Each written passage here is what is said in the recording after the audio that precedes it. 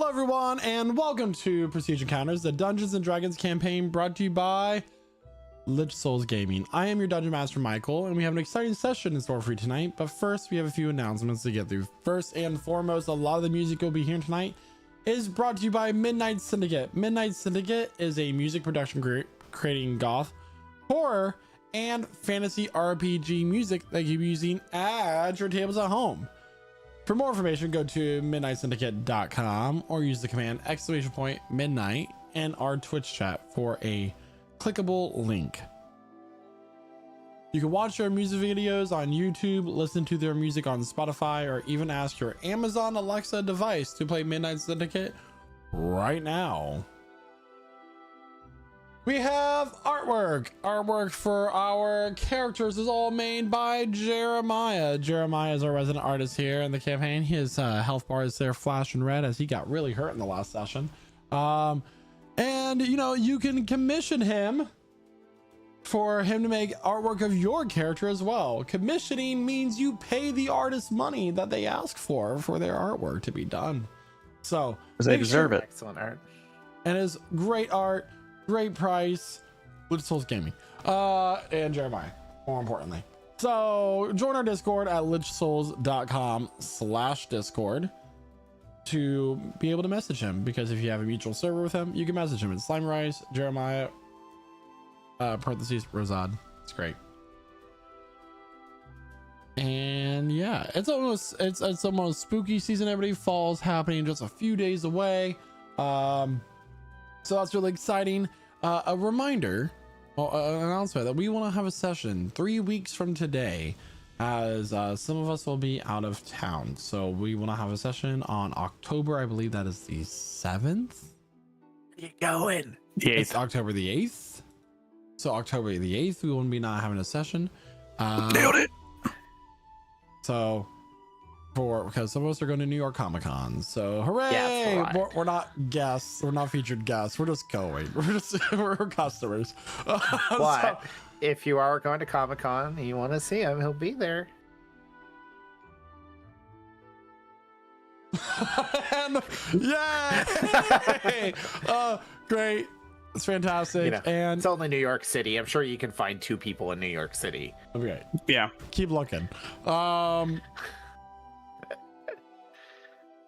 Yep. I think that's if you- enough of that. How about we play Dice? some Dungeons and Dragons? Did we talk about dice though? Only Crits is one of our sponsors. They make dice. You can get a discount on your dice at onlycrits.com by using the code LichSouls at checkout. Resin dice, gemstone dice, metal dice, dice towers, dice related accessories. They're fantastic. We like dice. We like click clack rocks. And yeah. Grab your drinks, grab your snacks as we welcome you to our table and we begin tonight's session of Prestige Encounters. And here to tell us what happened last week, in her very own words, is none other than Talia. Take it away. Mum and Dad, I know you can't hear me, but I just need someone to talk to. I don't know what to do. I'm so overwhelmed. First Valerie, then Crom, and now Emmeline is dead. It's like everyone I ever get close to is taken away from me. I found your killer, but I couldn't even act out my revenge. I've failed you. I've disappointed your memory.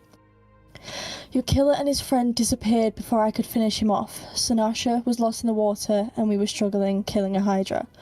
However, before we lost all hope, Emmeline came in with a man whose name was Pudark to save the day. I thought I was going to die, but he came in with a jewel and obliterated it instantly. Thankfully, Sanasha was found to be alive thanks to Percy and was later healed by Pudark too. The stranger has been so helpful, it made me wonder how he was so powerful. Sanasha revealed he was part of a group called the Seekers, something that unfortunately I don't know anything about. Turns out that Hydras can be killed by radiant damage, plus enough damage to stop them from growing back ahead. With this information, we were able to kill the other Hydra in our sights without anyone taking any more damage. Instead of leaving, Percy wanted to explore further into the tunnels. It felt like a bad idea, but maybe it was supposed to lead us to the last Hydra. We found a room with 3 circular glyphs next to a massive dragon skeleton. Nobody wanted to touch this glyph, but a voice entered our heads, urging and mocking us with the promise of fame, power, or fortune. Of course, it was Kydro, but we couldn't even react in time before he made Pudak disappear out of the room as if it was some funny trick he wanted to play on us. Our only way out was to do what he said, so Sanasha and Rosard volunteered to take this risk. I would have helped, but the heart I traded for memories is actually a sort of bomb. I'll get onto that another time. Of course, the ritual was something not so good, as it caused the bones to become a ghostly green dragon that we now had to fight. I tried to shoot it. I really tried, but it barely did any damage. I feel like I'm getting weaker. I'm supposed to be a ranger, for God's sake, and I can't even do good damage. No wonder everyone seems to die around me. On top of that, it managed to paralyze so many of us and knocked me, Emmeline, and Naoki unconscious. I seem to have been healed by Sanasha, but Percy has rushed to Emmeline. The healing potion hadn't woken her up. She wasn't moving at all. Percy takes a risk and tried to cast Revivify on her, but nothing seemed to work. No matter how much it hurt him or how hard he tried, nothing would wake her up, and it was taking such a toll on Percy, he felt unconscious himself. I quickly rushed to heal both Naoki and Percy, as there isn't anything else I can do now. I see Percy once again try to revive Emmeline, and all I can think about is how this is our last hope. There's nothing I can do. It makes me feel so useless. However, Sanasha reveals to Percy that if he carries on, he will also die.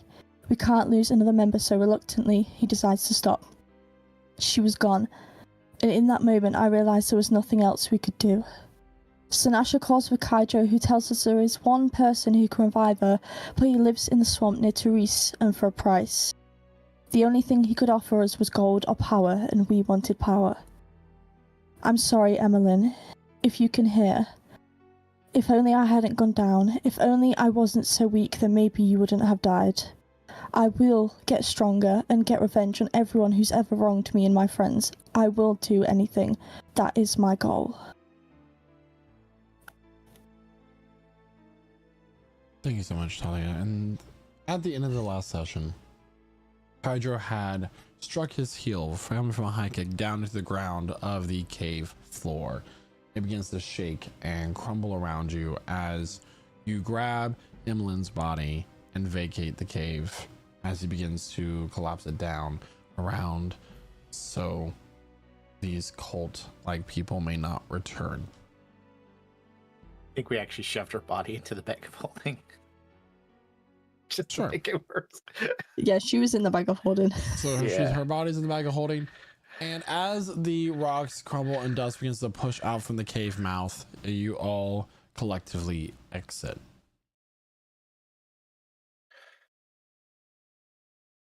Are all the gods the worst, really? I mean, Casimir wasn't really that bad.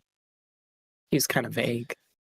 Yeah, but wasn't he like a brutal killer before he became a god? Or I don't know. I don't know. Do you? No, there's mention of him talking a lot about killing people. So, anyways, we need to move. We need to rest first, but we need to get our transport. And we need to save Emmeline, right? Yeah. Find that swamp that he was talking about. Well, we know where to go, and we know we're going to have transport when we get back. Do we Right. bring the extra one with us? What? The extra transport that would have been there for Emmeline. Should we bring it with us? I mean, she's going to need it. Yeah. No, you're right. Yeah. No, we'll get her back. Yeah. How far was the journey to here? It was like half a day, wasn't it? Yeah. Yeah. But is it late now? It is late in the evening with the amount of time that you have spent in the cave. Well, it's probably not time to make it back. It's too long of a journey, so let's find a safe place to make camp, and I'll have to find a place to make sure these two Hydra hearts don't draw in animals. Hmm. Were you holding them now? They're in like a tarp, like she's got Right. them strapped over. They're like on almost like a backpack on her back. They smell pretty bad. Yeah. Talia, find a camp space. You're good at that, right? Mm-hmm. I'll start looking around, see if I can find a direction, maybe of something of use. Would you like me to roll anything? To see if I'm any Survival good? check, please. Yeah. Okay. 24. Jeez. 24. Yeah, you find a pretty great clearing that also provides protection from the elements. If it were to storm tonight, you don't have to worry about there being any issue from that. Expert like ranger skills. Yeah. I say we go over here. I think this will be quite good. Okay. And Okay. let's hang these hearts so that animals can't get at them. Just gotta make sure to keep an eye out on our watches to make sure nothing above gets them either. Oh yeah. I'll make sure to hide us. And he like plants his umbrella down, letting the bubble take form. I mean, I don't know much about the outdoors, but I would have it a guess that if those Draco hydras were nearby, that animals won't particularly go near them. They're quite dangerous, so I feel like it would be quite safe. The predator's gone now, so we'll see how quickly the wildlife comes back.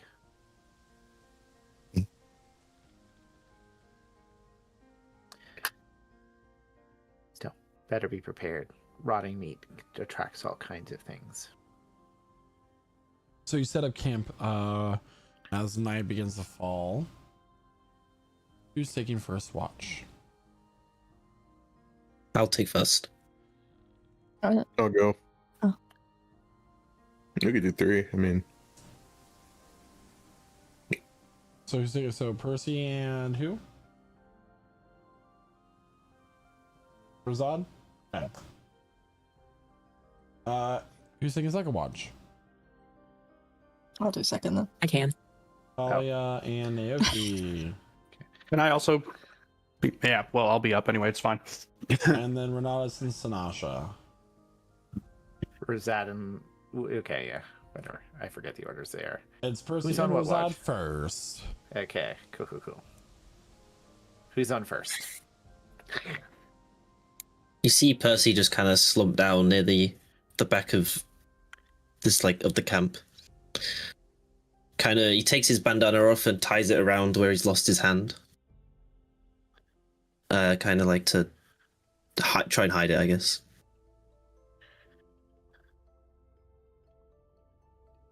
Zada kind of, paces around as he looks, keeps watch and everything. Smoking a cigarette.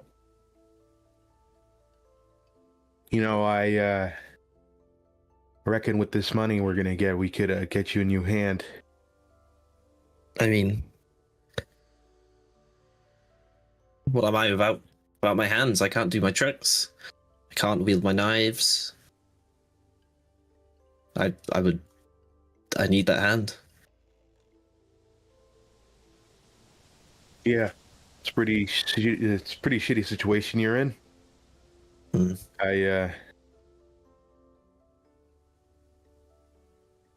We'll fix it. If you say so. We've got so much to do though. So much to do. No time. We've got. Wow, this is not what I signed up for. Coming with you guys. It sounds like you Would didn't be sign easier. up for much. No, but I was starting to get the idea that it was easy. It seemed easy. We were doing well. And it just, wow, yeah, changed so quick. You know, I'm not going to try to change your mind about how you feel about how we were introduced to each other down in that jungle, but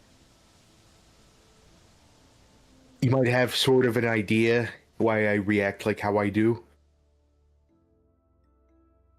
No, I get it. I get it. You're was similar, you know, not quite the same, but similar. I wanted to ask, when our magic was stripped, when we got taken in, your eye it changed color. Why? As I was, I guess it's supposed to be blind, but magic from the accident that gave me all this. He kind of just motions to the scar on that side of his face. It kind of let me do all the stuff with my knives, and that's why So I don't need a real blade. You can see out of it. It works. Yeah. I mean, you could gain your aim back, then I could get my hand back. No, this is Seen people recover from worse. yeah, just yeah.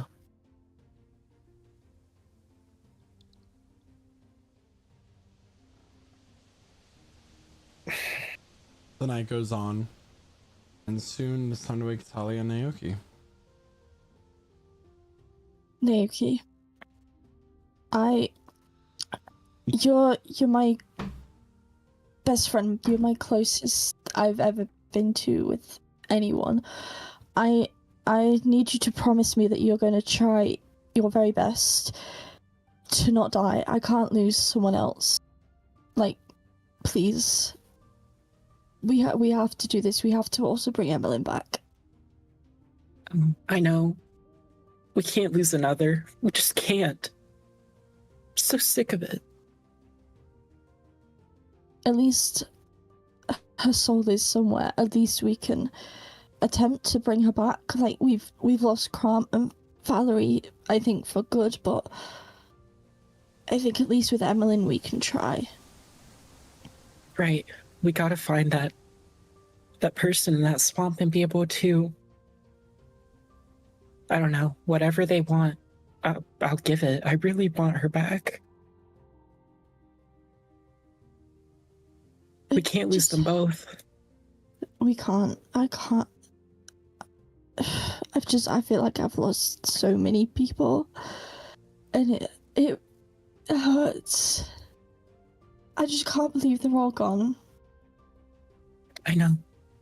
I just don't know what to do next. It's so hard right now because we're under so much pressure, and now we have to save the world essentially, and this isn't what I thought I'd be going out on my pilgrimage for.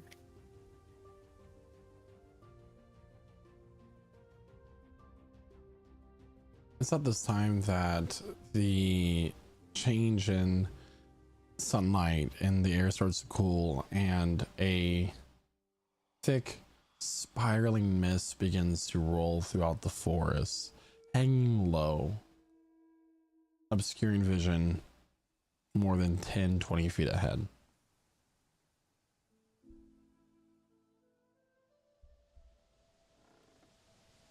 What's that? I can't tell. What? It's rather cloudy over there. Did the forecast count for fog? Holding up Druidcraft?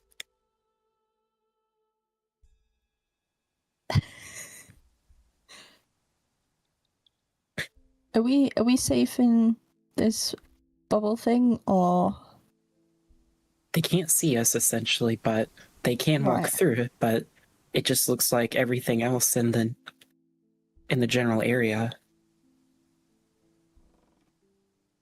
And soon you begin to see rows of lights swaying back and forth.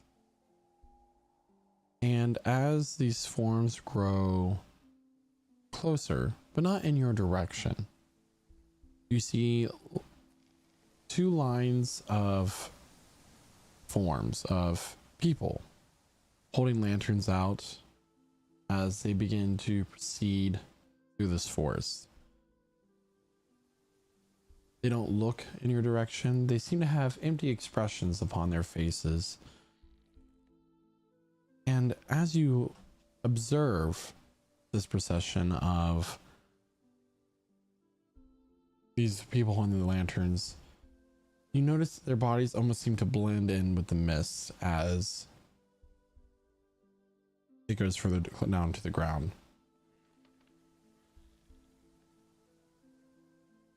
And through their ghostly forms, you can make out some skeletal features. Some are wearing masks.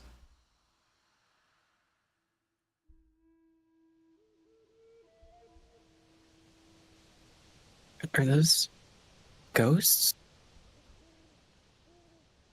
I don't know. I'm not really sure what that is. I can't tell. It's so foggy. I can barely see their lights. Is that some lanterns? If they just pass by, I guess we don't need to investigate. Just, they seem to not sort of notice us. They seem to just go straight past. I wonder if they're taking the train to the afterlife. They can see dead people. What's happening? I guess. I don't remember having this power. This is so strange. What? Maybe it's the lives of everyone that was lost at this cave.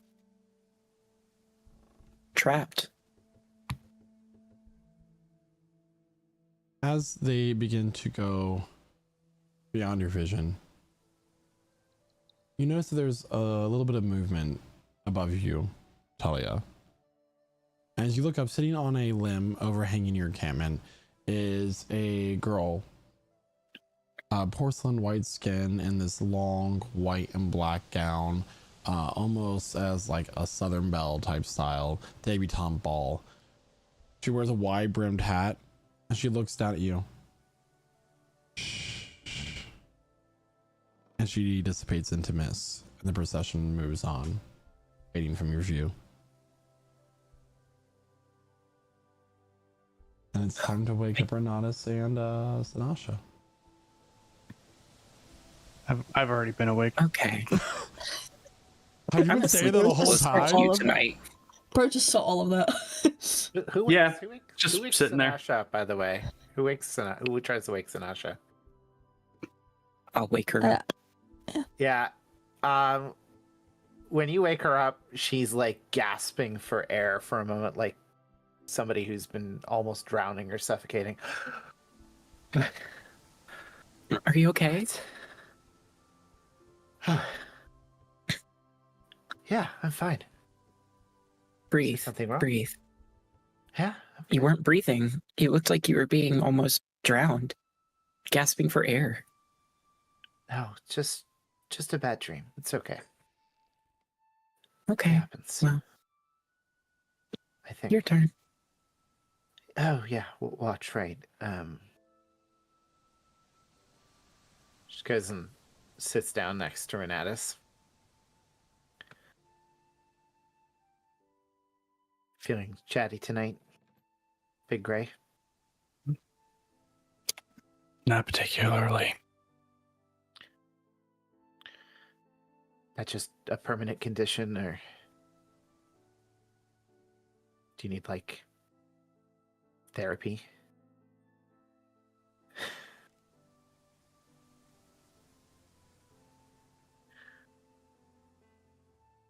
I was brought back into this life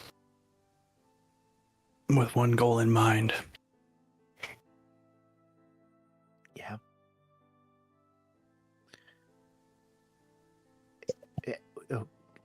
you want to extrapolate on that a little bit. I mean, you seem to be fighting with us, but I assume that's not your goal, right?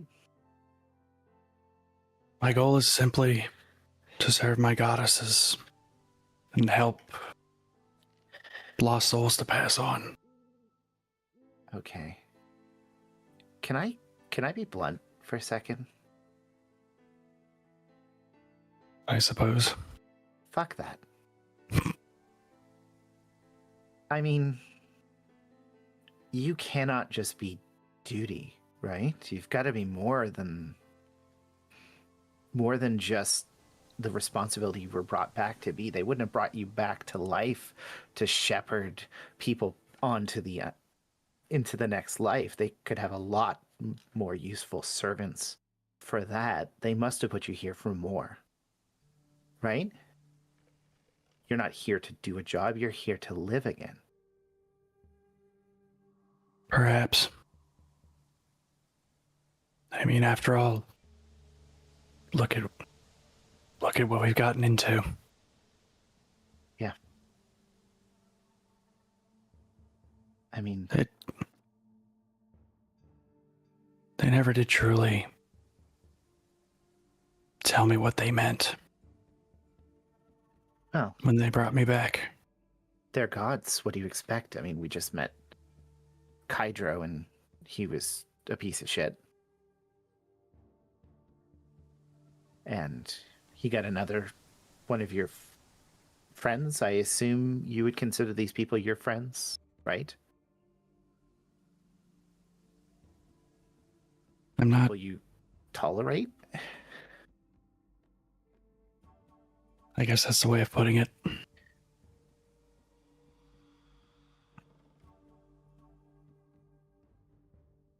So, you're so busy helping other people go to their death that you've forgotten how to make a new life in with the time you have, right? Maybe you should stop thinking of these people as just people you're guiding on until they die and you're the only one left, and start making good with the time you have. Maybe if you don't remember what you were before you were this, make some new memories, some new connections. Make the time you spend with people matter.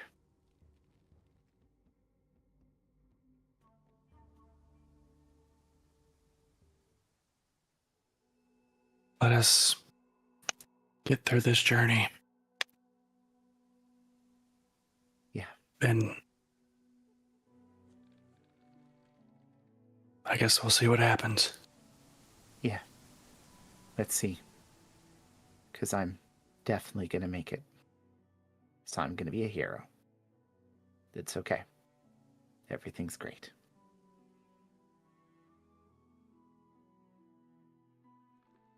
She, unless he says anything, starts watching the distance, seeing if anything's coming. Just a tear running down one of her cheeks. Wipes it. Oh, does he know anything about what he saw earlier? Make a religion check. Ugh.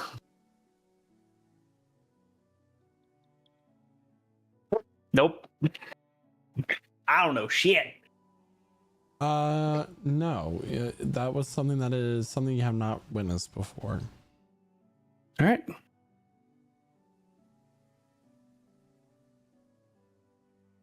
And soon, scattered sunlight begins to show through the canopy of golden leaves here in the Dorantrum Forest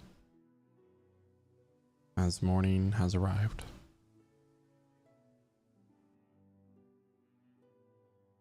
Did anyone else witness anything weird last night?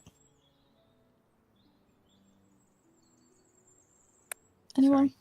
Sorry. Did something happen on your watch? Yeah, nothing to hurt anyone or anything. Like, I don't think anyone's in danger right now. but some like weird mist came about, and some ghost-looking figures with lanterns seemed to walk past us. They didn't talk to us, didn't sort of even recognize we were there until some girl popped up above me and she didn't say anything. She just went shh and then disappeared. Oh, a girl popped above you? Do you know who she Yeah. is? Do I know who she is? You do not. Okay, I do not. Okay. I think we need to set like standards and like for watches. Like if something happens, like a weird mist and a procession moves past you and a mysterious girl appears above you, that maybe that's worth mentioning in case it happens again. To be fair, Renatus was there. He can see everything. Oh, you're What, saying Renatus was paying attention. I was mainly looking at the crowd of what appeared to be skeletons marching through the night. I see.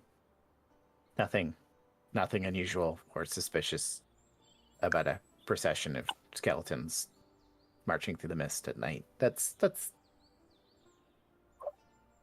Does Percy know anything about this based off the description being given to him? Make a history check. Okie dokie.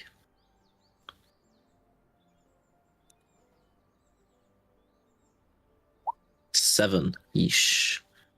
Hate opening the journal. There is a very, it's on the tip of your tongue.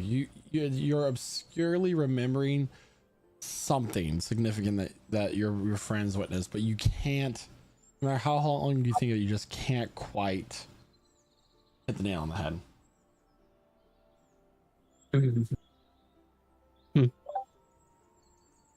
Strange. I mean, if we can't think about it, make notes and we'll inquire. But Emil, shh, never mind. Let's grab something and let's get back to the city. Yeah.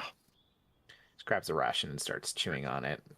While she are the hearts just still hanging from the bag on the tree, or did they get taken?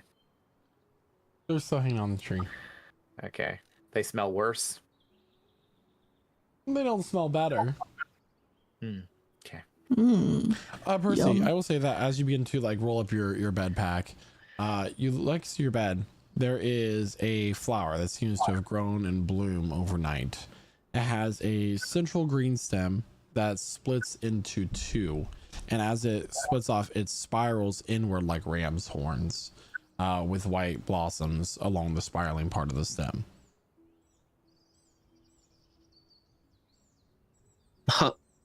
This Talia, do you know about flowers? Does anyone know about flowers? Naoki's Try to look at it. Oh, Naoki, yeah. Look at this. Can I get a No, nature look. check, please, Naoki? Sometimes I just sorry. Quick, the ranger, the barbarian, anyone but the fucking druid. Razad, do you know about this? Naoki, Diablo. this is in a satyr's horn. It has a sweet, almost sugary taste to it. It's sometimes used in cooking. Sounds like Torah's BS. Ooh. Tora, Sata's horn, Tora, he's trying to talk to me. I'm gonna take this as a sign as I did a good job. Or a bad job. And hopefully, well, I'm gonna take it. I'm gonna cut it off by the stem and wrap it up. No, wrap it up and put it in my backpack or something. Instantly shrivels. Screams in agonizing pain. But no one We all can die. plant song. Oh, I do. Is it active at all times? No. Can you imagine having speak with plants on all the time? Do. Ow! Ow! Stop walking on me! Ah! Stop that! Ah! You killed my wife! I didn't kill my Anyway. wife. Sorry. I'm sorry. And soon you guys begin to head back to Frillmere. I'm assuming we're making good pace, Yeah. but not exhausting. Yeah. About early afternoon, late morning, you arrive back at the gates of Frillmere. There are 2 sentries stationed at the gate. As you join a main road, you're starting to walk along wagons. There's a line leading into the city as they collect their toll to those enter and leaving, as is customary for many cities. As you go up, one sentry that is this shades of green, and as the light changes and catches the scales differently, a purplish hue, Dragonborn looks at you and goes, "Is there any particular business you have in the city today?"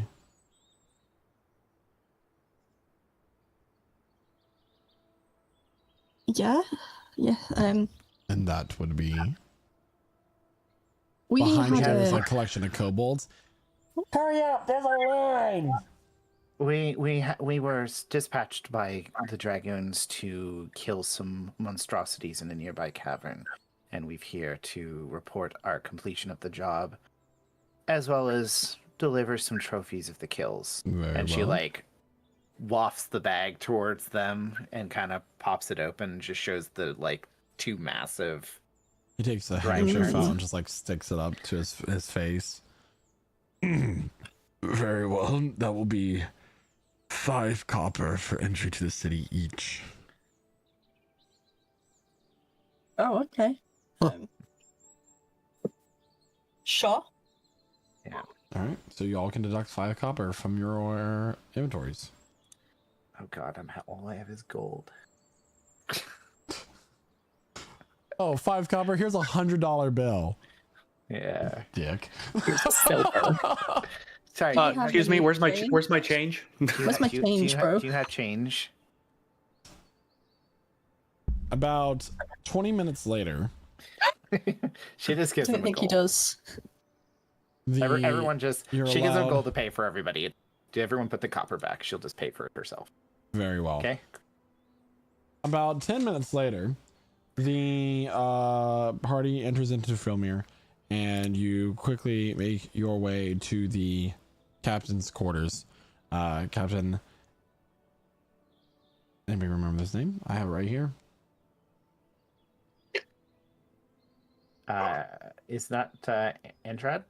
Andrade, correct. Andrade, yeah.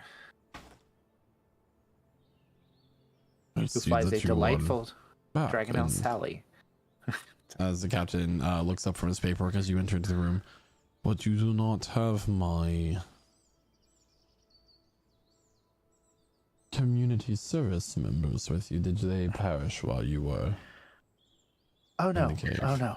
They ran away. Yeah, Yeah. they just decided to disappear and Oh. teleport away. No! Let's be honest. They Yeah. created the monstrosities. They were part of the cult that made them. And she drops the bag, the tarp with the 2 Hydra hearts. They were And they killed leading- my parents. Yeah, there's that. But they were leading people there intentionally to help them kill them so that they could complete their experiment.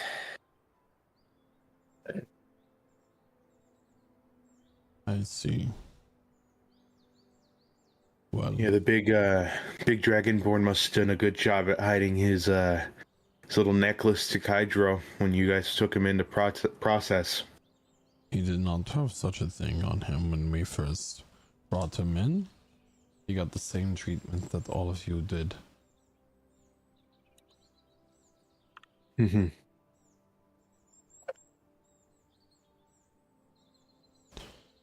Anyway, we will be looking further into their whereabouts.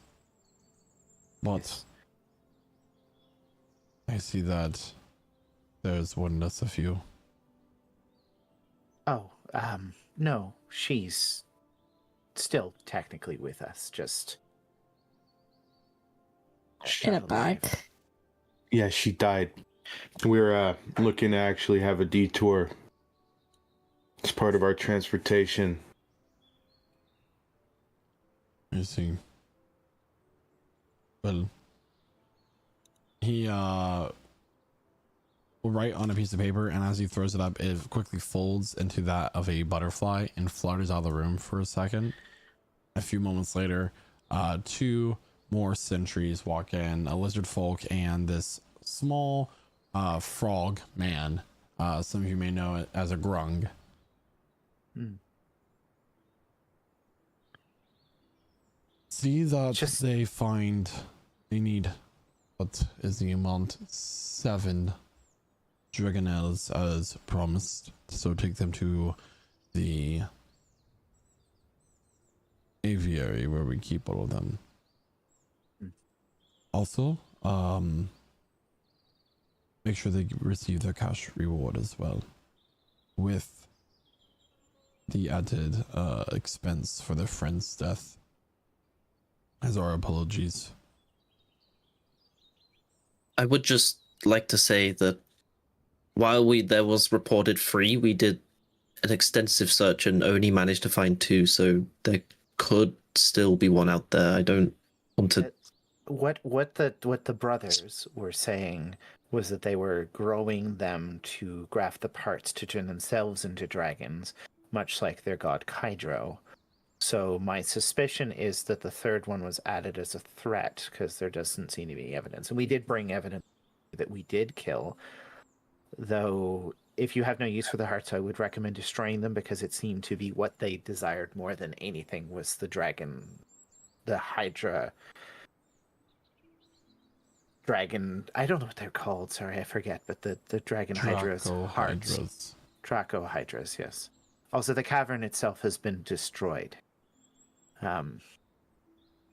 Kydro himself manifested and brought it down after we had completed our task. He's taking note of all this. Very well. Herman, would you mind taking them to collect their rewards? Yeah, boss, I got you.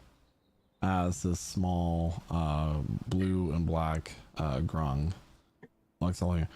Well, if y'all want to follow me, I'll be happy to take you to the hatchery. No, he said the aviary, right?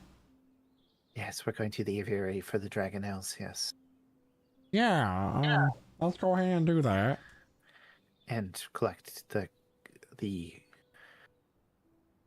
coin reward on the way. Absolutely, we can stop at the Jade Serpent on our way there. Good. And as he begins to walk you through the city that is woven tree and whitewashed stone, you first stop at the branch of the Jade Serpent Bank. Here he collects a chest containing 1,500 platinum coins. Damn. This chest itself is laid with silver filigree and gold leafing, and the chest itself is really nice. It has these carvings in it of the tree itself that represents Frelmir, the Kiraquorm, the great ancestral tree. And he kind of like tries to shove it, but his like webbed feet are slipping on the marble floor of the Jade Serpent. I would lift this myself, but I pulled my muscle earlier in the gym this morning, so if you don't mind helping me out here, that'd be great. I'm not sure will help with heavy lifting. You need help. I'll do it. I appreciate it. And yeah, let's go ahead and is there anything else you want to do while you're here? Or? Wouldn't happen to know where somebody could get a replacement hand, would you?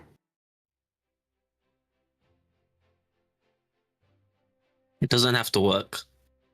Just like a fake hand will do for now. I mean, something that works would be pretty useful. Well, That would be pretty cool, but I'm not gonna take you to the graveyard. If that's what you're asking me. no. I'm assuming they You'll not have the magic. ones made of metal over here. Oh, you mean a magical appendage? Yeah, they call it a prosthesis where I'm from.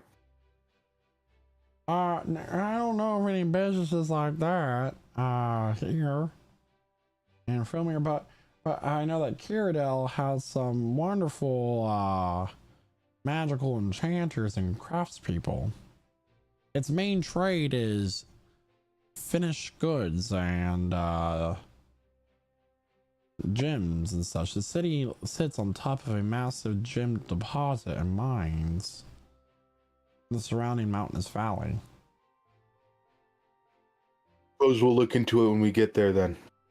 It's known as the Radiant City simply from its buildings made of pure crystal. Oh, wait till you see the tower. It's beautiful. I personally have never gone, but my ex-wife sends me a postcard every now and then. Okie dokie then. We'll keep that in Thanks for the mind. life story. Yeah, I feel like we're getting become really good friends. Yes, the next time we visit, we'll sure to pay you a visit. Just make sure you bring a covered dish. Anyway, if you don't mind, let's go ahead and head to the aviary. Yeah. So that was 1,500 platinum, you said? Yes, so 15,000 gold is what you received as a reward for. Yeah. Yes, it was originally going to be 10,000, but 5,000 was added as a death fee. Damn. So do we want to just do everyone gets 200 platinum and we put 100 in party funds? You could do That sounds that. good. And none for Sure. ritual meters. Sorry, Emmeline.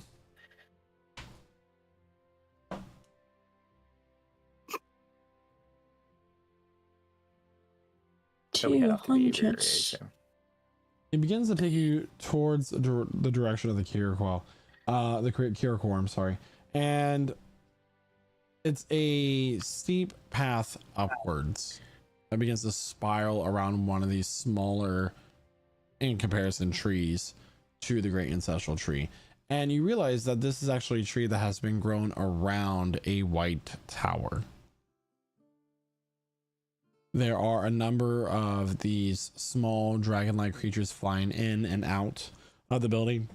And as you reach the top where these landing platforms are, you start to see that there are stalls where the dragonelles exist. Well, would you like to meet your new mounts? That's a great honor. We don't normally do this. Sure thing. How many do you reckon you have here? I'm sorry? How many dragonelles do you keep here? Well, this is one of the aviaries for the Southern Guard. Of the city. We have one for every guard posting, and they're actually hatched up in Pyre Moa. We use the world kiln to incubate the eggs. Huh. Yeah. How quickly could you get a squad ready if something went wrong? You're asking a lot of weird questions. Should I just be curious. concerned? No, of course not. I'm just, curious. Well, the Dragonelles are more of like a external kind of force. They scout around the area, and it's normally the foot guard that handle located and isolated things around the city. But Makes sense. we're well defended and well guarded here. You have full dragons here as well, so I presume a lot of your defense comes from Oh, the magic. well, Lady Daemirth is quite formidable. I'm sorry that you don't go speak with her before you head out, but you're on such a time crunch. Yeah. Unfortunately. So, you all get a dragonelle of your choosing. I will let you choose their appearance. A dragonelle is kind of it is a large dragon type creature, right? Kind of like that.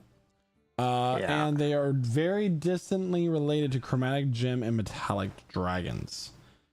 They're intelligent enough to understand speech, but incapable of speaking themselves. Heaven 2.0. Does Kevin need a dragonelle They're as well? essentially domesticated dragon cousins. They're all Drake Wardens. They have an armor class of 13 and 60 HP. But you guys can look at their stat block. Yeah. So they can be metallic or chromatic. Or gem. Or gem. Ooh.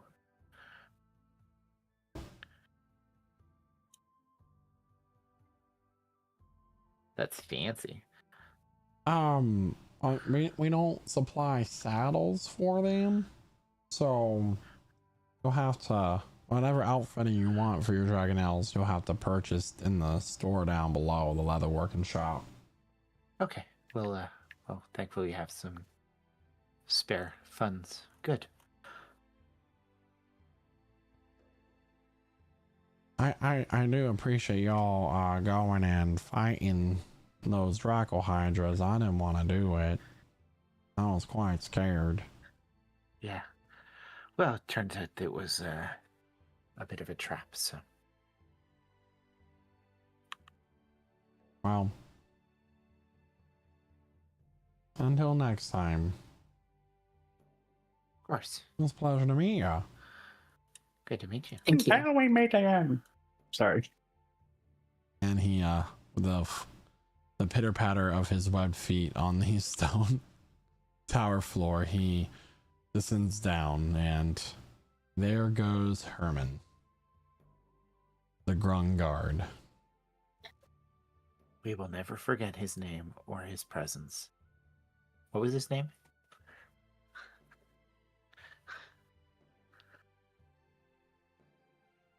So we have to pick our dragonelle. And I've got crippling panic. So I'll give everybody a couple minutes to think about it, Yeah. and I'm gonna have you describe your dragonelle, its kind of personality that you're gonna give it. Like, Yeah. In the meantime, we're going to go and buy some saddles. yeah, let me get my PHP. That's in the monster book, right? I'm gonna grab both. Yeah. So I'm pretty sure that it's, and I mean, I know it's definitely in the PHP Okay. Because I definitely did not buy the under monsters equipment,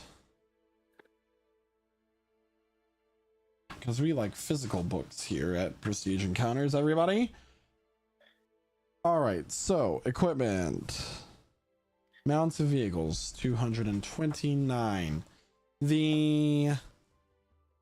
So you have some options here. I'm just going to give you the base price for everything. We're not going to be wasting any like time on haggling. A saddle is going to be 20 GP. It's going to be 20 gold. Which is 2 platinum. 2 platinum. Right. Oh, that's fine. And if you want a saddle pack, it is going to be an additional 10 gold. So And that's they 3 platinum. So if it can hold an extra 50 pounds. So if you have stuff that you can't really hold, that you want to have your dragonelle hold for you, up to 50 pounds. Do There's they that. sell any like spare goods like tents and stuff like that, I suppose? Tents? You want Yeah. tents? The tents are in here, only 2 gold pieces each, so Sure. just thinking. So 2 gold a tent. If you don't have one. And how much do these things have to eat, or do they eat just whatever they want? Feeding these creatures, so if you're going to stable them, it's going to depend, but for now, sorry, give me a second. There they are.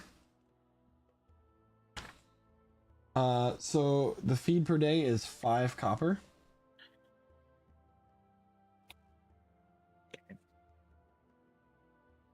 If you buy the feed here, it is 10 pounds a serving.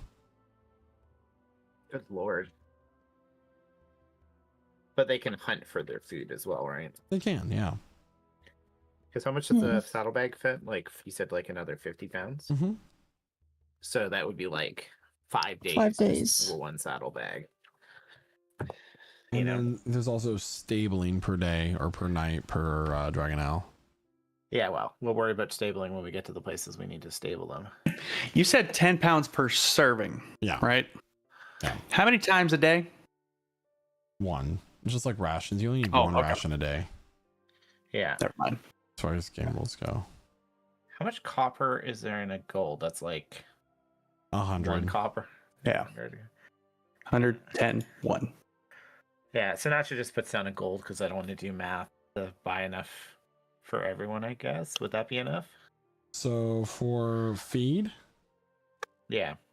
that gets you 20, I believe. Or 200. Said it was how much? Okay, well, I'll buy 20 pounds. So that's 5 for each of us. So that's enough for 4 people to feed for their mounts right there. And then y'all can figure out the rest on your own. You get 20 servings, yeah. 20 servings. Okay. I'll do the same thing. I'll put another gold down as well. So Then we 40 should have it. servings. Yeah. So that'll be enough for everybody. And then what was it? 3 platinum for the 2 things yet? So you're dividing that. We have 7 dragon owls. That everybody gets 6. I'll just round up 6. Everybody gets 6 servings per dragon owl. Okay. Oh. 40 divided by 7 is like 5.6. Yeah. All right, so going down the list. Math in my D&D game? That's what all D&D campaigns have. Guy, can you describe your dragon owl to us, please?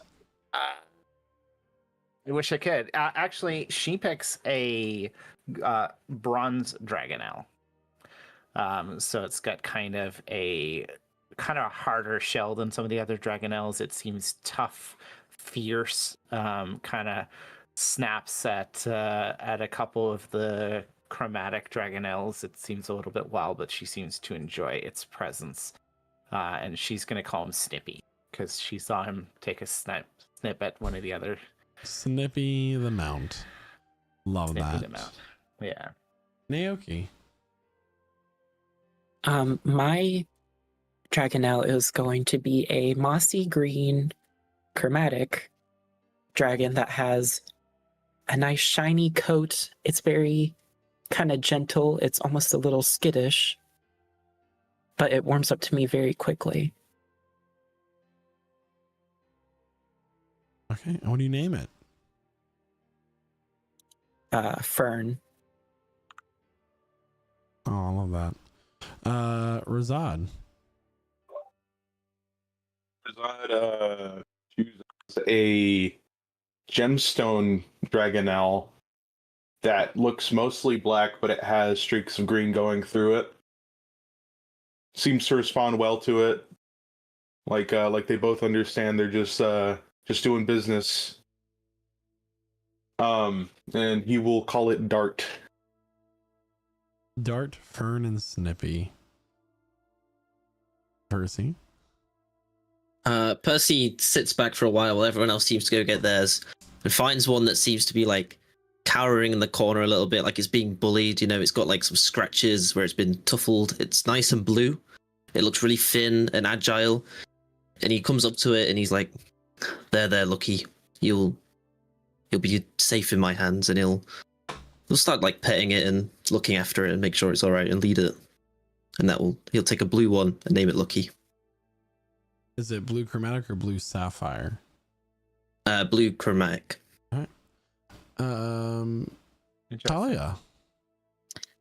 Mine is sort of a very deep, nice red. You can kind of tell she's a natural born sort of leader, get on quite well. Probably is one of the ones that was bullying Percy's dragon. But she's also, you can kind of feel she's quite sassy in the way she acts. Like when she hits you with a tail, it's just like, you know, awesome. And I'm going to call her Evie. All or right. Kiwi, like Kevin, but a girl. Nintendo is gonna bust down your door. Renatus. I'm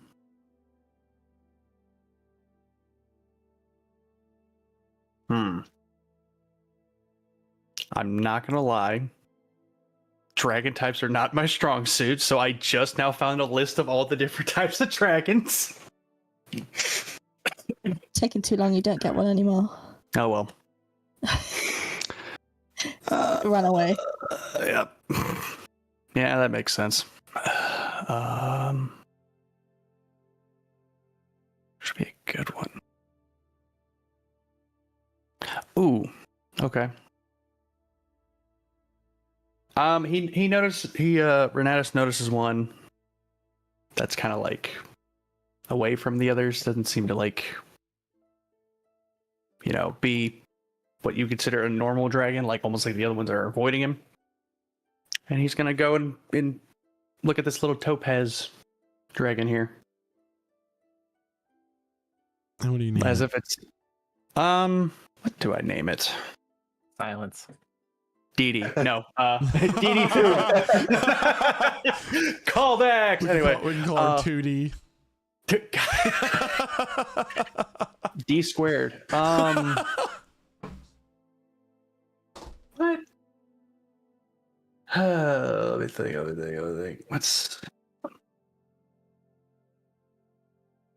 I mean, what does he have to reference? He can't like think back of a good childhood memory and think of like a dog he had or something.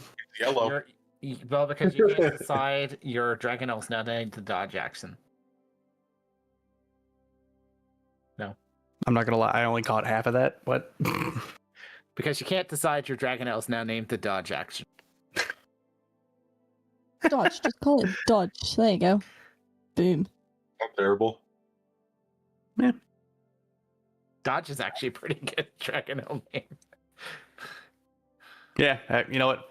Screw it. Don't name him Dodge. Yeah. Wow, Renatus is out here driving a yellow Dodge.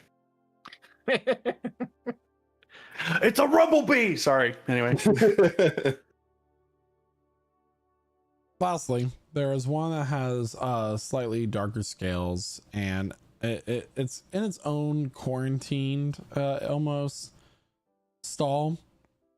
As you look, this thing has like really sunken cheekbones. Its ribs are showing, as it has like scars that kind of like stretch and almost show its ribs, and it exposes bone itself. It looks like the Coyote Baby. It has a cough to it, almost as if it's Bro, been raised it's by got from the dead a couple tuberculosis. times. Has bro got tuberculosis? That one's not for sale. You can't pick that one. Okay. Sorry. Is that one free No. to take? Well, we have a friend who's supposed to have a Dragonelle. And I think she might like this one. Can we take it off your hands?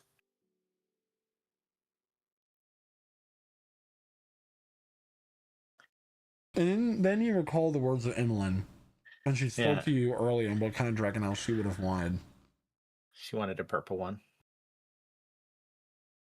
I'll let Chloe speak for herself here. I would actually say purple sounds fantastic. I think actually this Dragonelle sounds quite interesting. Could be a bit of a case, but worth it. Worth it to help it recover. So Is it purple as well? it's Yeah. dark, right? Yeah, it's a dark purple. Like mother, like daughter. What would you name it?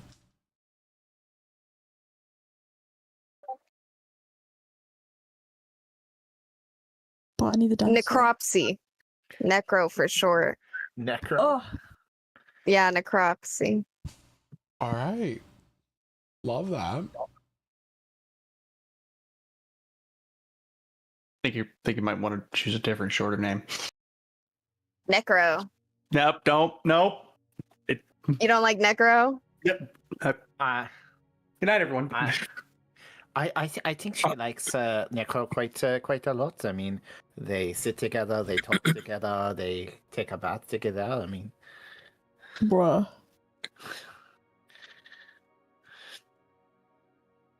Valerie, go back to bed. no one can hear me. This is just for the audience. I would say an Emmeline's head too, but Yeah, it's just for the shits and giggles now.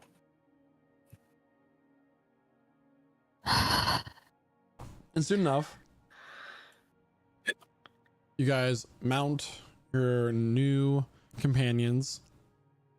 You step out to the platform, the city, several hundreds of feet below you. You give a slight kick to the ribs of this creature, and they take off and dive straight down to the ground, gaining speed. I need everybody to make an animal handling check. This is a hell of a note to figure out you don't do good at animal handling checks. 19. Oh my god. Oh dear. oh no. Bro, y'all suck. Well, I mean, I did roll a natural 1. So did I. To be fair, I'm a +6 on animal handling, Flying so. within 30 feet of me. I have a +1. I'm so serious, by the way. How many of y'all are as we fly? One more time. How many people are within 30 feet of me as we fly? Percy will be pretty close, probably. Maybe not 30 feet, that's pretty close, but. Are we okay? Are we okay? Nobody? No. We're No, not. I don't think we're that close. Percy can be them. Percy will be within 30 feet. All right, so I got a 10. Oh. That's just to help you? Oh yeah, it just helps me. Yeah. So, You wouldn't know. a bunch of us join Emmeline. Oh, for Christ's sake, it's just me to save the world now.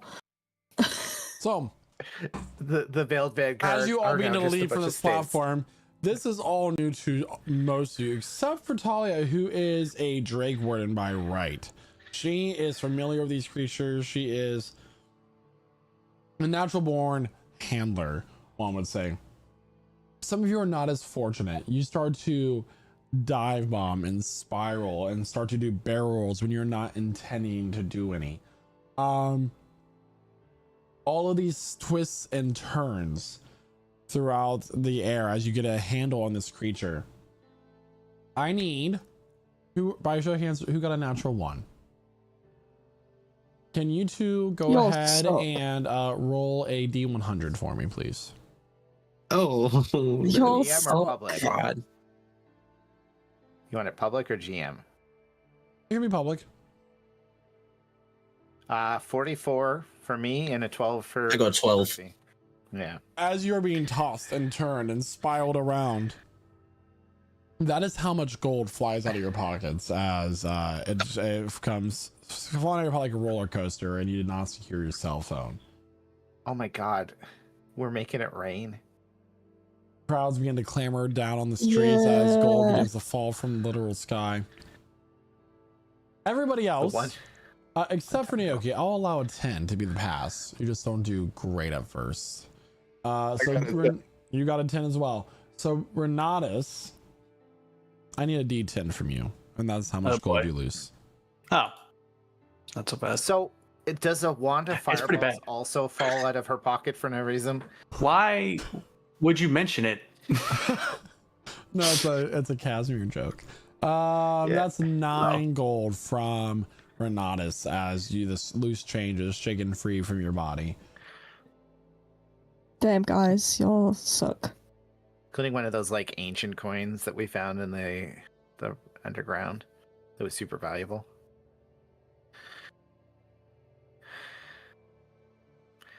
One of them like hits a child in the forehead and it just split in half. But eventually, you start to get the hang of it, at least at this point. Are you okay? And you start to fly towards your direction of Therese. I think I threw up. Oh, I think I dropped a bunch of gold and then vomited on a group of people. Y'all really need to learn to handle these things, guys. This puts shame Can you around stop me. Drake Warden explaining me right now? Oh, look, wow. you try this for one hand. This is difficult. This is not easy. Puts one behind my back. Oh yeah, one. All right, show off. I think I remember the feeling of how to throw up. That's not something I wanted to remember. Yep. Well, I'm glad I ate hardtack for breakfast today because it. Yep. So, does anybody know how to fly to our destination? Obviously, she does. Did you see her flying a lot? We're like yelling, Yeah, obviously. the wind is howling in your ears. None of you purchased goggles, it seems. So your eyes Were we are supposed to? burning. Oh no, Sanasha has goggles. Rosanna My glasses has, help. Yeah, they help, sure. And so I already have lens constant was dry eye. charming. Who like, is I haven't. leading the party? We're gonna make Talia do it. Yeah. I guess I Yep. can lead. And again, I will say, Sanasha actually legit has real goggles. They're on my character art, and they would do. Okay. Wow. I'm blind. Can't see. Got the lens of charming on me. Just pops out of your eye and flies into the distance. Oh, So, Talia, I need a survival check as you try to get a sense of direction. Okie It is also quite chilly Which one? up in the skies as you are approaching fall in this world.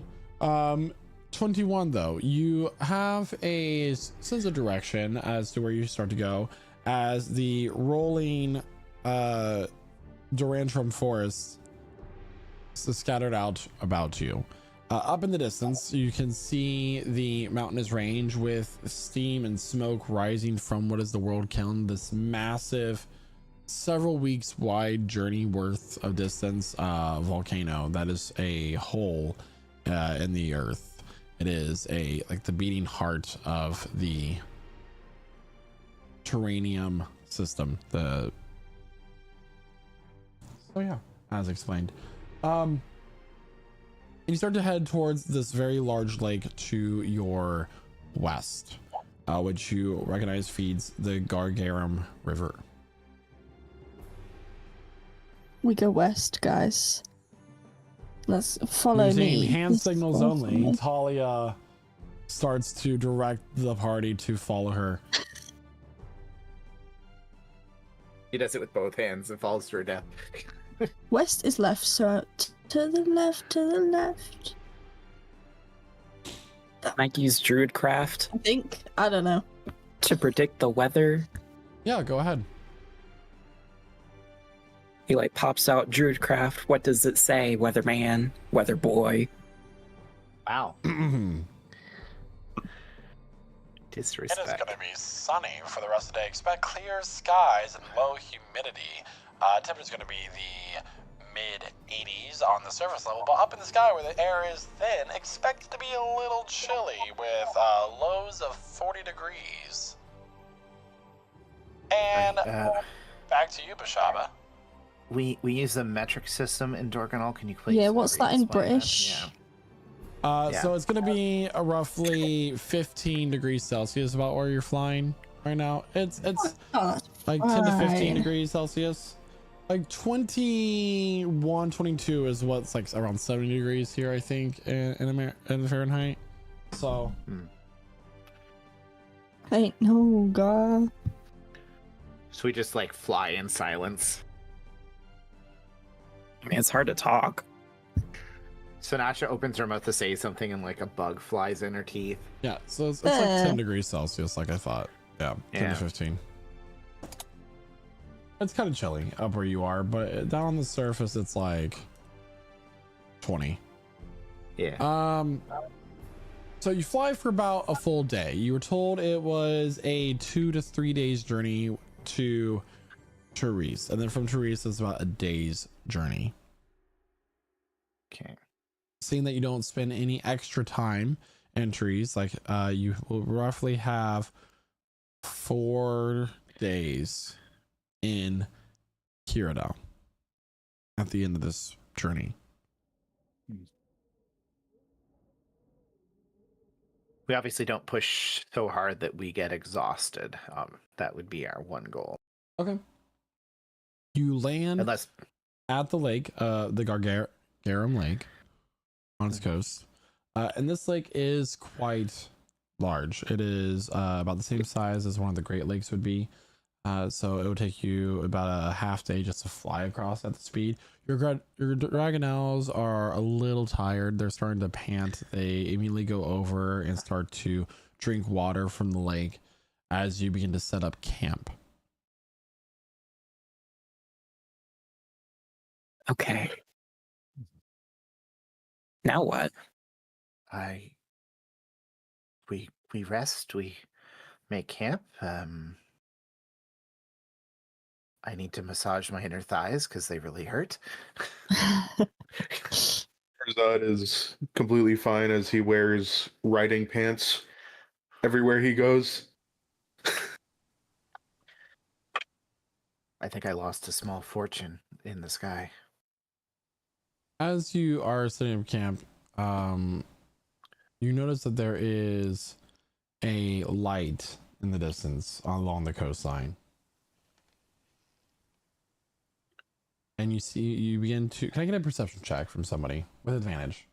Whoever wants to do it, announce it. I'll do it. Nasha's doing it. That's a 20 and then a 21. With 21, that's what you needed. A 21 out of 20, a 21. You see that there is a, not a shack, but like a cottage that sits along the lake coast with smoke rising from its chimney. There appears to be some small paddocks with a little bit of husbandry going on, but nothing farming for money wise. Yeah, there seems to be some kind of shack here. Close by. Can we approach it without striking it with lightning? Sure. I guess this time we'll do that safely. Yeah. We just double check. She checks to see if there's like no like random like mechanical machines and hooks spread around the shack. When she sees it's not there, I guess we'll approach. It's you get what I'm throwing. Mm-hmm. As you approach the house, and as I said, it's not a shack; it is a cottage. It's cozy. It has a trellis along the wall with like these pink and white flowers on vines that grow up the side. There's the smell of butter and sugar and something sweet wafting through a window. You see that there's in fact a pie cooling in the autumn air. A smoke like tendril like hand picks you up by the nose and wafts you towards it. Just kidding. But there's a rocker on the front porch, and there is a dog as well that is laying on the porch. Very old, gray, muzzled. It's a corgi. Just looks up at you, does not care about your presence, just lays back down.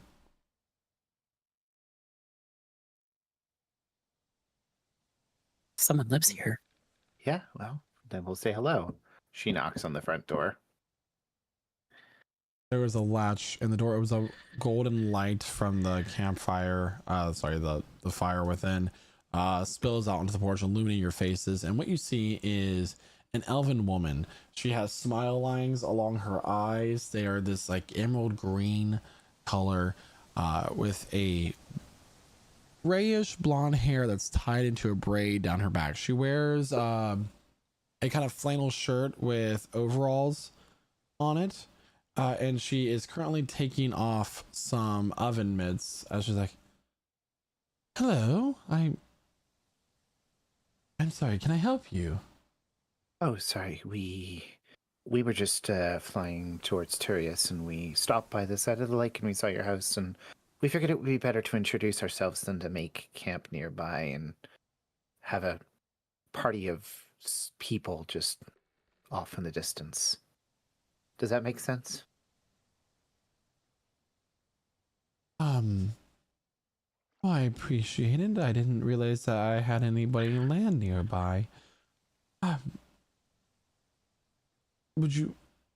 She like looks at you for a moment, like observing these random people who show up as night falls at her door in the middle of nowhere. Massive orc barbarian with fancy clothing. My name is Delphine. Sanasha Pleasure. offers Hey, a okay. huge hand to shake. Well, I mean, I have a rather large shed out back. You're welcome to set up in there. There's some hay. Just be nice to Daisy. Daisy? She's my mule. She's old. Dragonelles don't like mules, right? I mean, if you think your dragonelles might try to hunt my mule, I would ask you to avoid that happening. Okay. See. Would you make sure that doesn't happen?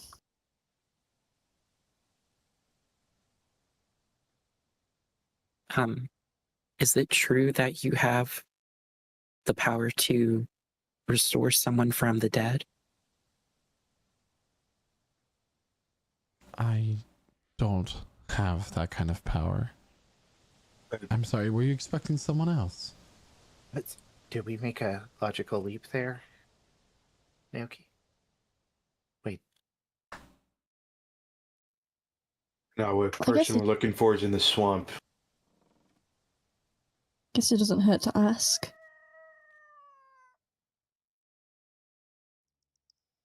Is that a baby coyote?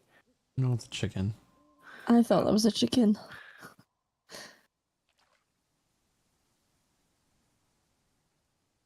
I'm sorry if you traveled all this way expecting someone else. No, we just stopped to rest for the evening.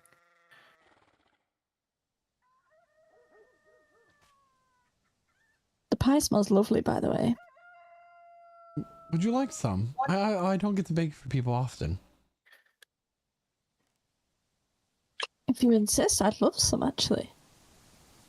So she will kind of like wave her hand, and some of these lights, these lanterns will illuminate on the porch, kind of giving you a light. And her porch is very like southern styled.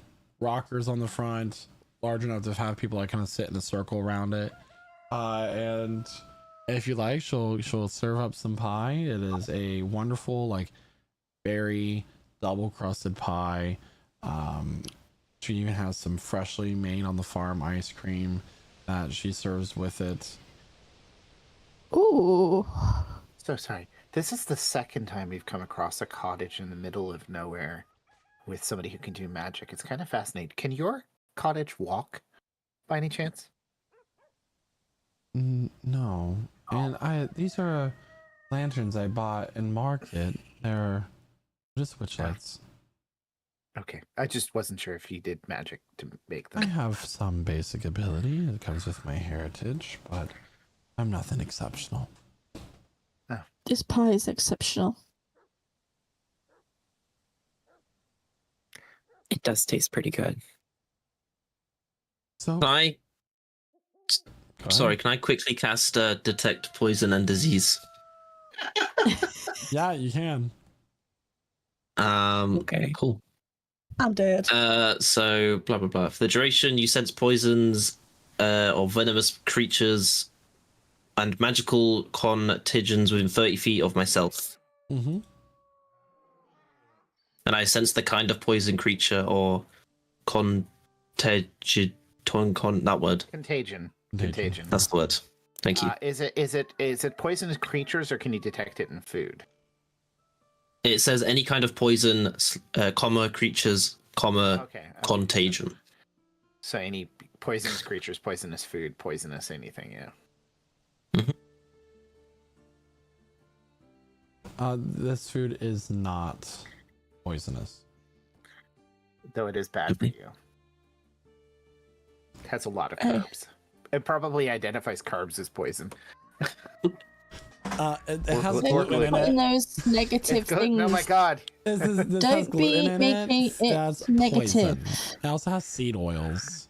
Is that No. ice cream dairy free? By the way, did we mention that Prestigious Counters is sponsored by some select cooking oil companies? Do you not have these seed oils? They're bad for you. They have carcinogens in them. Buy our oils instead.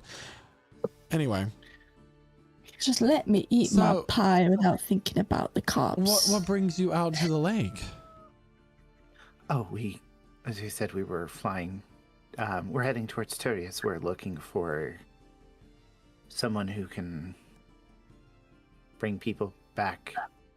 Oh, are you on a time crunch then? Yes. Yeah. Yes. That's really We're the unfortunate. I thought you would enjoy staying here a bit tomorrow, enjoying the beach. But if you're on a time crunch, that's really unfortunate. Maybe when I'm we not get really back- I a mean, maybe not we'll really come much of a back. beach person we can myself. come back. I think maybe we could spare another maybe 2 to 3 hours later on tomorrow. Maybe be fine. You think you got that time? Ooh, I do I like a think- good swim. I don't think we've got that time. It's very noble of you to go on a journey Go. to help a friend that you've lost. How dare you? How dare you hold the beach episode over us? We'll come back. Like, we'll come back. It's What fine. matters we have more to- to we have everybody, to the choose beach between- episode or Emmeline? I mean, I mean, what would Emmeline really Fine. want for us, huh? Guys. Chloe, Guys. give us your opinion. Beach or your character? It really is one or the other because Emmeline doesn't know how to go to the beach. So She, there is she no doesn't- both. She can't do beach. She cannot do beach, Her not job like is not Ken. beach. Well, I remember my days of traveling and venturing around the world. So long ago. You were an adventurer. It was. It was a different time. What changed? Well, I had retired long before the Tears of Tumes, but I kind of lost my way, I would say. Did you take an arrow to the knee? Several times. But anyway, you're welcome to stay around here as if you'd like for the night. Like I said, there's a barn out back, a stable as well. There's help yourself to Would you- the hay to make your beds, stay warm. We should pay you, obviously, for using your Oh, barn. no need, no need. Okay. Thank you for your kindness. So kind of just like do a quick, a curt nod and collect your plates and head inside.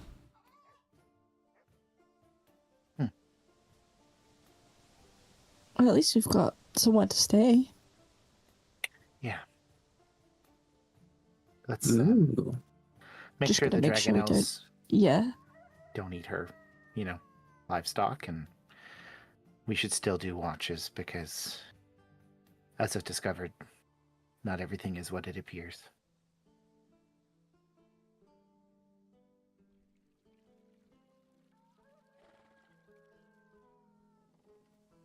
Sleep time. Just kind of move the hay to like form a little bed. I think it's funny just to point out that that spell that Percy cast probably would have just pinged the shit out of Rosad in his pockets. Also, Sinatra has poison on her, I think, too. So, yeah, she definitely has poison on her. And is there anything that anybody would like to do before you sleep for the night? Do we have to calm these dragon things down, did you say? I'm sorry. Was there something where you said we had to like stable these dragon things? That's if you're in a state in a city. You have to stable your mounts. Fine. Cool. I assume we tie them up somewhere so they don't fly off. They have basic intelligence, like they can understand speech. Okay. You just go, don't leave. Yeah. Yeah. Or you they can let hear them the in just- hunt. Don't You can let them go eat. hunt if they want. That sort of Yeah. thing. Yeah. Okay. Percy's gonna. Oh, sorry. Go ahead. No, go ahead. I was just gonna say we're gonna Percy's set them out. So. Percy's gonna pull out some incense and start burning it, and then he's gonna. Tora, what happens if we take the treasure that is found in Quiridel, and he's gonna cast divination? So the spell puts you in contact with a god or a god servant. You ask one question about a specific goal, event, or activity to occur within 7 days. The DM offers a truthful reply, which might be a short phrase or cryptic rhyme. The spell doesn't account for any circumstances that might change the answer, such as the casting of other spells. So as Also, you if sit I here try and it you more focus on times, this then- question, you're kind of like, I'm gonna say that you go off to your own area of this, this property to do this. As you're doing this, and you have this candle and your incense is burning. The candle tips over and falls on some dry grass, and the grass ignites, and then it's quickly snuffed out, leaving the blackened, kind of red embered glowing pieces. And that is the answer that you get. Boy, that's ominous. Oh, Wait, so just so I get a clear picture, the candle that I'm using falls over, a strong burns gust the of wind blows grass. through, falls over into some Yeah. dry grass, and dry grass being dry grass ignites very quickly, and then extinguishes. Okay. So after some time, Percy would make his way back to the group. Well, hold on. Oh, sorry, my phone. You hear from behind you. You turn around and you see Delphine kind of leaning against the side of her cottage of where you're praying outside.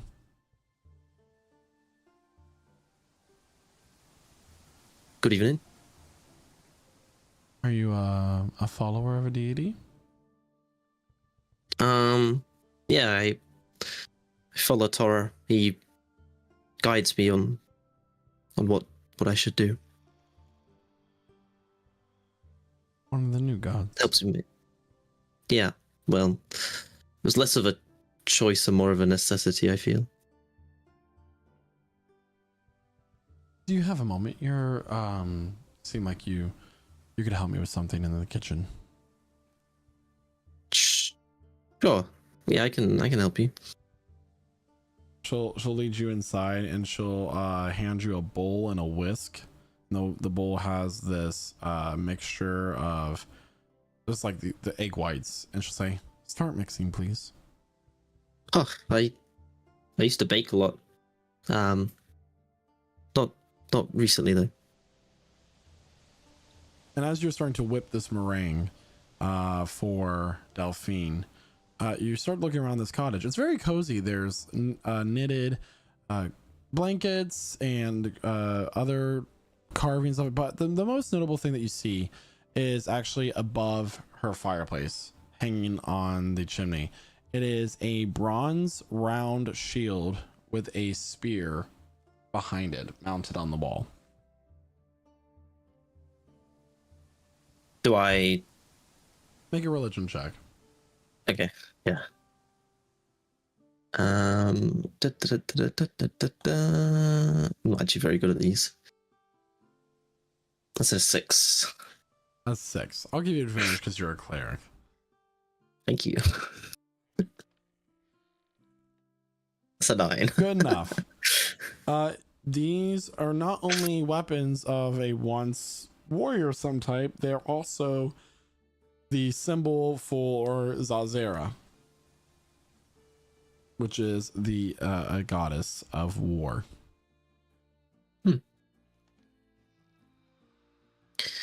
I see you have the symbol of the goddess of war. Did you follow her in your time as an adventurer? I was one of her chosen. How was that? How did it? How what am I trying to ask? How? Percy's saying all this out loud, by the way, seeming to stumble over his words quite a lot. How was being a chosen, like? How was you How did you know that you was chosen? I received signs, messages, and followed the path I thought she wanted me to go on.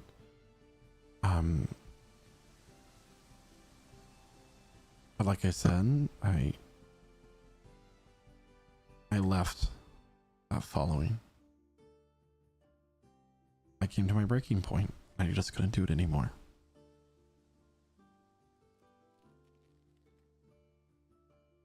What?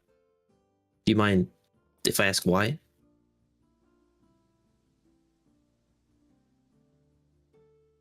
She kind of like, she's kind of washing up the plates from your pie, and she like just sets the plate down and like doesn't stare at you, but stares out the window at your party kind of forming their beds in the hay and stuff.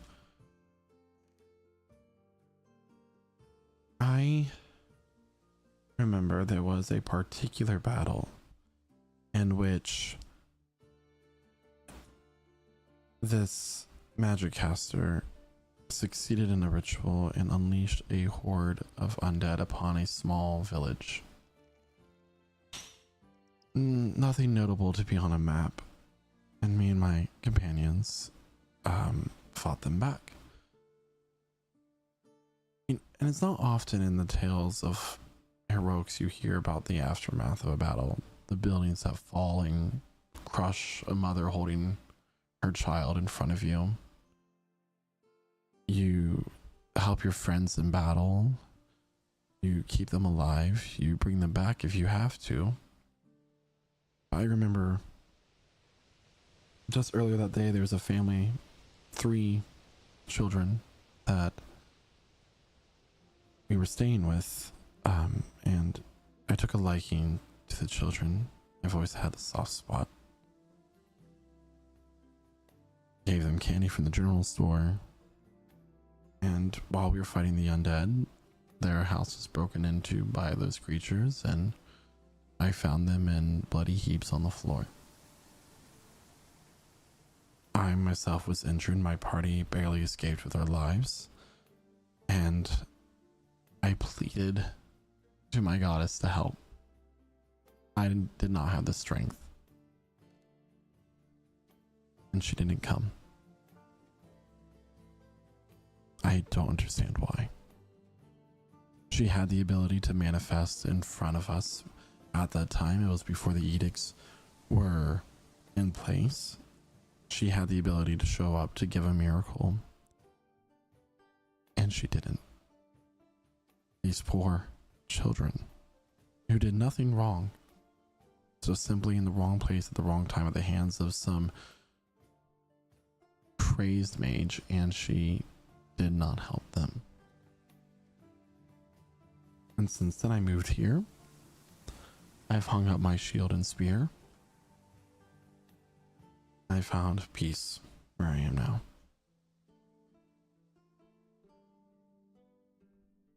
I visit their grave sometimes.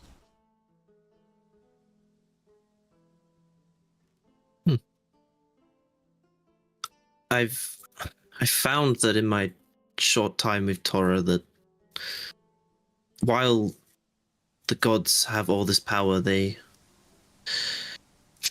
don't seem to want to use it for meddling, or sometimes most gods don't want to use it to meddling with affairs they seem as unnecessary. They don't have the compassion and complexity that we mere mortals do. They don't see life like we do. They don't see, as terrible as it is, 3 dying children as someone necessary to save, no matter how much you plead and beg. I've found myself pleading and begging for Torah to help, but he rarely does, and I'm not sure if that's because he wishes me to become stronger or if that's just ignorance on his part, but I sympathize with you and I understand.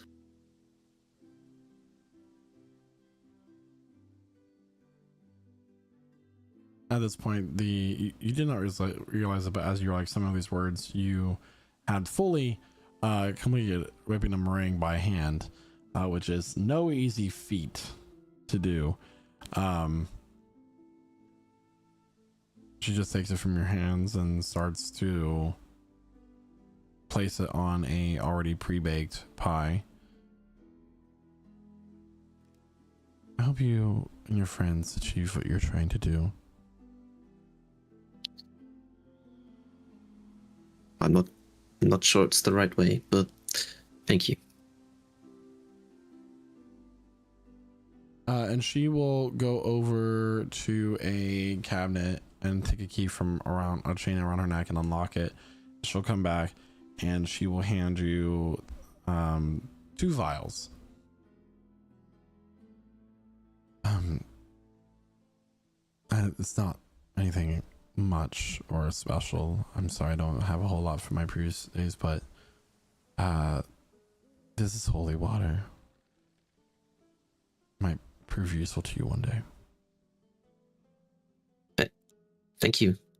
And as Torah turns to leave, he's going to try and slip 2 platinum coins somewhere without her noticing. I guess like somewhere that she'd find it, but without her like noticing straight away. What was Tora doing? Sorry. That's what Percy's Sorry, I'm doing. Percy. 22 on 22. As she is starting to put her meringued pie into the oven, you put 2 coins behind a couch cushion. She'll find it one day. I thank you for these, and then he'll leave and close the door gently behind him. And as he like remakes his way to the group, if anyone's watching him, he has like a slight tear, or maybe multiple tears coming down the side of his face.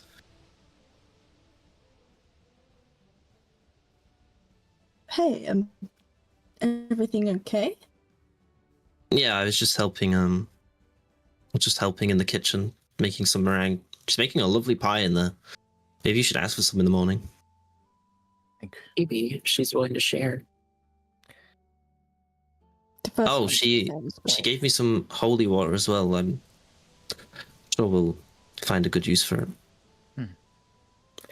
Just be careful with it then. Whatever holy water is good for. But yeah. Set up for watches. We have a important job to do tomorrow. Hopefully. Sinesha, do you mind if we take a watch together? Not at all. While everybody's winding down for the night, Razad's just kind of standing next to Dart with his hand on his chin. You know, I'm so used to brushing Shelby and everything, but what the fuck am I supposed to do with this? It's smooth like a rock. Am I supposed to buff and polish this? I think What so. do I do? I think you polish it. He looks at Dart. Do I polish you? He just is giving you a very serious stare. Smacks you with his And tail. he just kind of takes his head and nudges it to where we get a spot right behind his ear, like around the base of his skull on the neck. Okay. Just keeps on, I guess, doing what he was doing.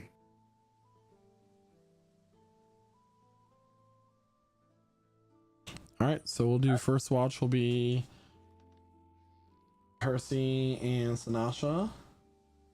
Who wants to do second watch? Renatus? Well, And do it again. Renatus was specifically wanting to have a watch with Naoki. So Renatus Oh, and sure. Naoki. And then we'll do Rosad and Talia. And Renatus. Yeah.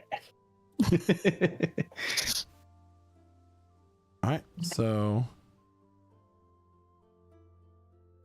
go ahead.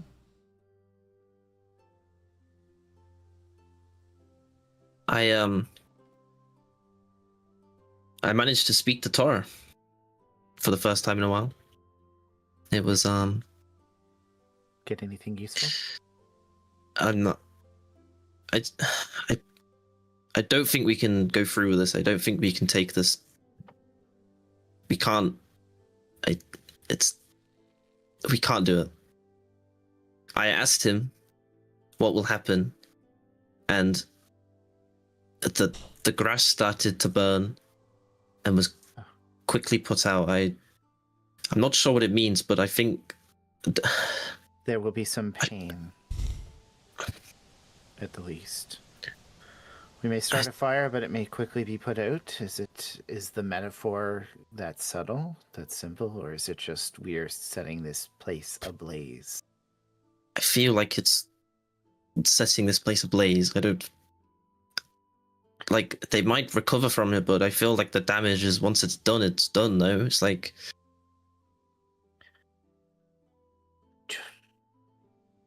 You think they care?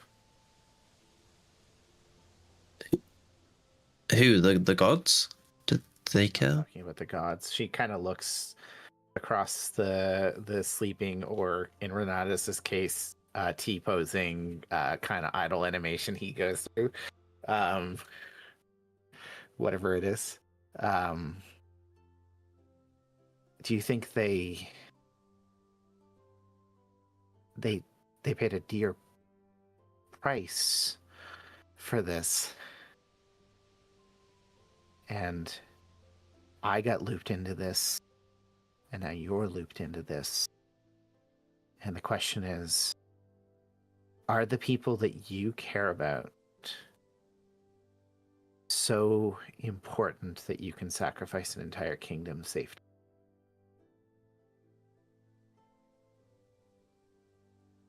I don't think so. Unfortunately, I don't know if that's the right answer, and I don't know. I talked with Daphne, and she spoke about how her gods didn't help her in her most needed moment, and I'm questioning whether I need to do things for the greater good or just save the people I care about most. And Yeah. I feel like condemning a nation for one person is not the way. Well, I mean, we're not traveling with rational people. I mean, Talia had her heart taken out so that she could get revenge for her parents. turning yourself into a bomb. Emmeline was dragging a body halfway across a wasteland in the hopes of bringing somebody back she cares about. I mean, they're going to do this, whether or not we counsel them not to. And I agree. But I also don't know if I'm strong enough to do anything anymore. I'm not a hero. So I mean, let's get back to that point about you not being a hero, but if we go through with this, if we go through, we have to. We're pieces of shit that are more concerned about the needs of the few versus the needs of the many. Yeah. I was a piece of shit before I did this, so that doesn't change. But I like to think I'm a generally pretty good person. A little abrupt, and maybe I don't always think before I speak, but I don't want to doom these people, but I also don't want to doom the people I care about because of a deal that I didn't make. That is not fair. I came here to find Naoki. I did not expect to become a pawn in this game.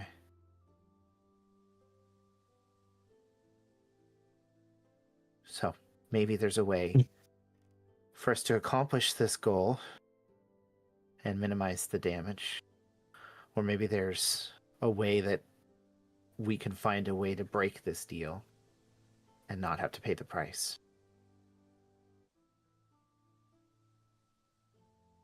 well, we begin into Quiridel. We've got 4 days. Let's. We can. We're not always going to have the right choice ahead of us. Sometimes we only have the choice that we can make. And you and I are just two people, and we're new. And I think if we stand in their way, they're going to leave behind. And I get a feeling that at least one of them might open up one of our throats to make a point. Who, Razar? I don't have a good read on him yet. He doesn't like me. And I don't think I can trust him yet. I'm not sure.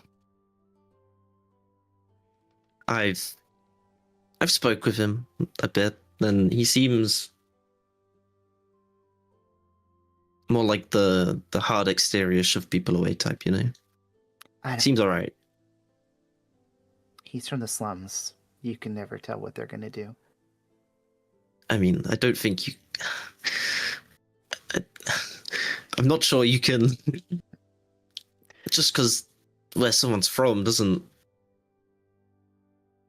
mean that's how they act. Yeah, it's out of character. I went there. That's right. What the hell? Bro's catching strays. Bro.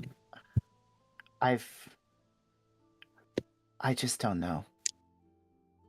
He's got all this wealth, but I've seen him put that dagger to your throat, and he meant to follow through. And I think he'll do it again. And I think he'll do whatever it takes. Maybe I need to get to know him better, but I don't think I'm enough to really make a difference anymore.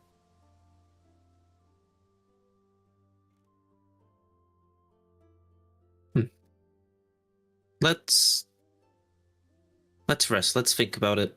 Regroup in the morning, and we'll talk more. Yeah. Yeah. I don't hate you. I know that there was a thing going on between us, but I really thought this was going to be easier. I thought that we'd all just... I thought that we would just be like the people in the stories, and I've survived so much, and I almost died. And if it wasn't But you for didn't. you, I would be like Emmeline, just another body in a bag.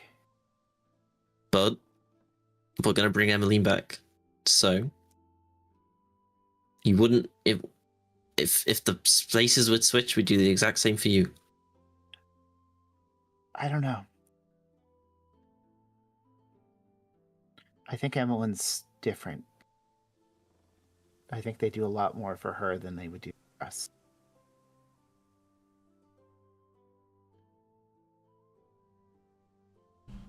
And with Maybe. that thought, it's That's time to wake dark. up Renatus and Naoki. That was a rough conversation. Damn, bro. Man, I did not. I don't trust them because they're poor. She didn't say that. Remember, kids, that's profiling, and profiling is wrong. Hey, it's going. I'll just D&D. say, it is going both ways. I'm just feeding off of what Jeremiah's selling. All right. He So called you wake her. up- What did he call her? I forget. We're, A northerner. yeah. So, Renatus and Naoki, it's your watch. You just see Naoki over at the window, just kind of looking up at the night sky, just like kind of picking petals off a flower.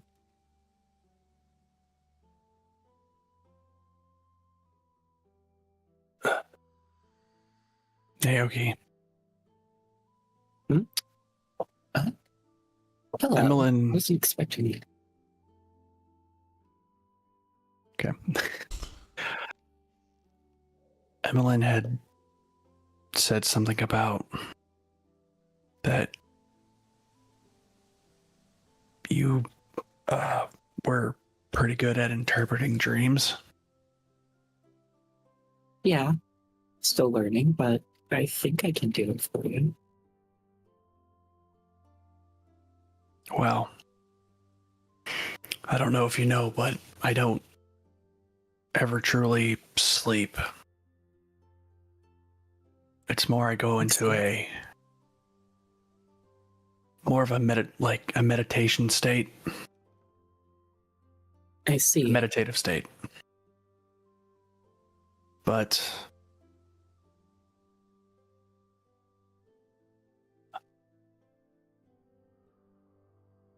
just before we set off here, back when probably the last time we saw Emmeline, well, before the fight, the last time we saw Emmeline alive before the fight, I actually fell asleep while praying. Really? And the dream that I had, I don't know if it was a dream of what was, what's to come. I'm not sure.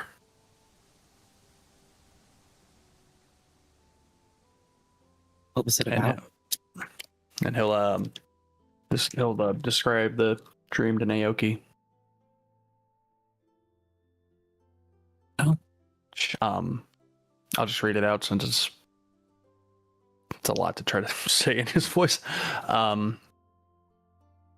Basically, a thick fog filling the area of a battlefield. Soldiers shaking to set off into war. Banners flying on the opposite end. The banner specifically on the other end has a crow picking out eyeball. I believe, out of a skull, right? Yep. And there's there's a knight on the back of a flaming maned horse carrying a white flaming sword. Renatus rallies the soldiers with a defiant battle cry as they run toward the enemy. He manages to fell one before turning and being struck down by the knight himself with the flaming sword. And basically in the same way that you see his scar run. And then that's when his vision goes dark and he's woken by Sanasha and Emmeline. I see.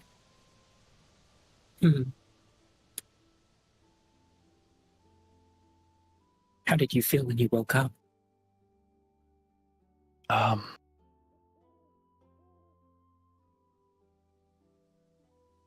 If I could, I believe it was like if I woke up in a cold sweat. I see. And what were you wanting to interpret about this? Honestly, I was just trying to see if I could still make a connection to my goddesses. Since we took out one of the obelisks, I was thinking maybe that they might get some of their power back. That is true. They could possibly get their power back, and that might have been their way of telling you that they're there, but not at the same time.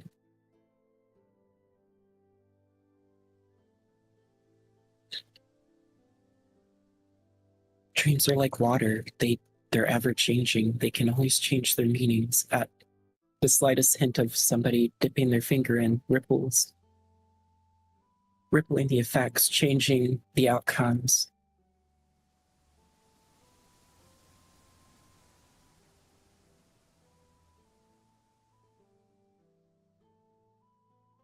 Thank you for telling me about that. Well, thank you for interpreting it for me.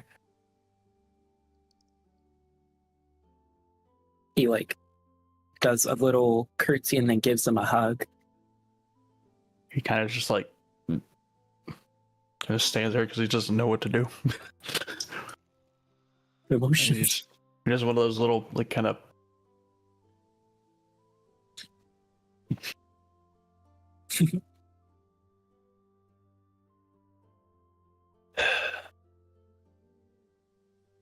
I suppose I have some things to think on then.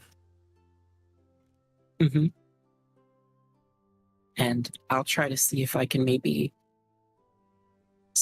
recreate that dream or something along the lines of it. I would much appreciate it.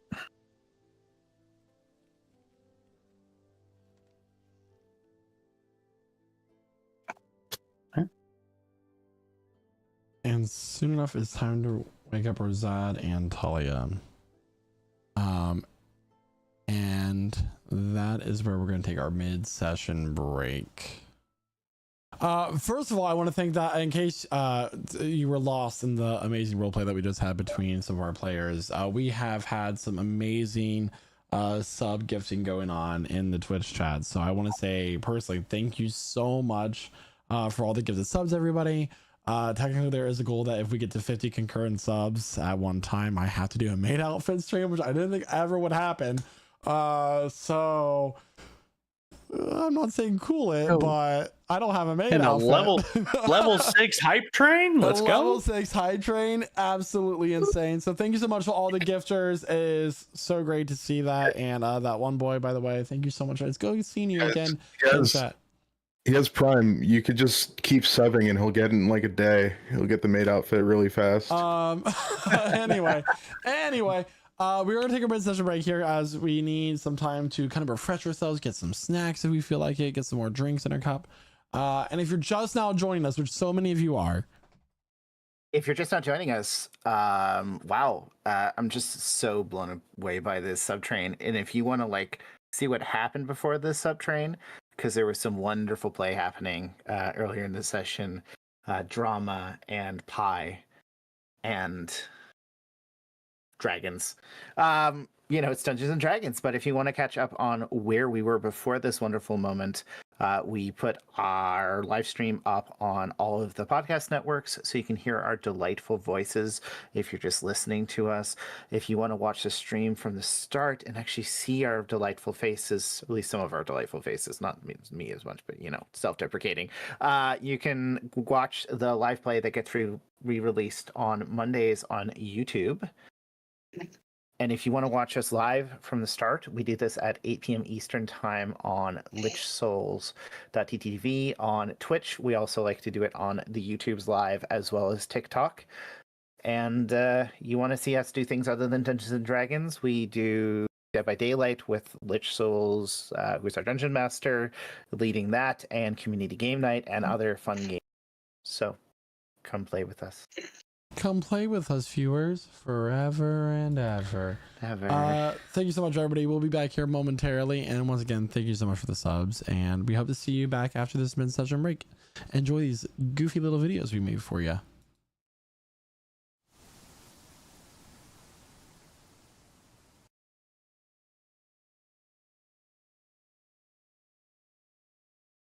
Hello everybody and welcome to the mid-session break of Prestige Encounters.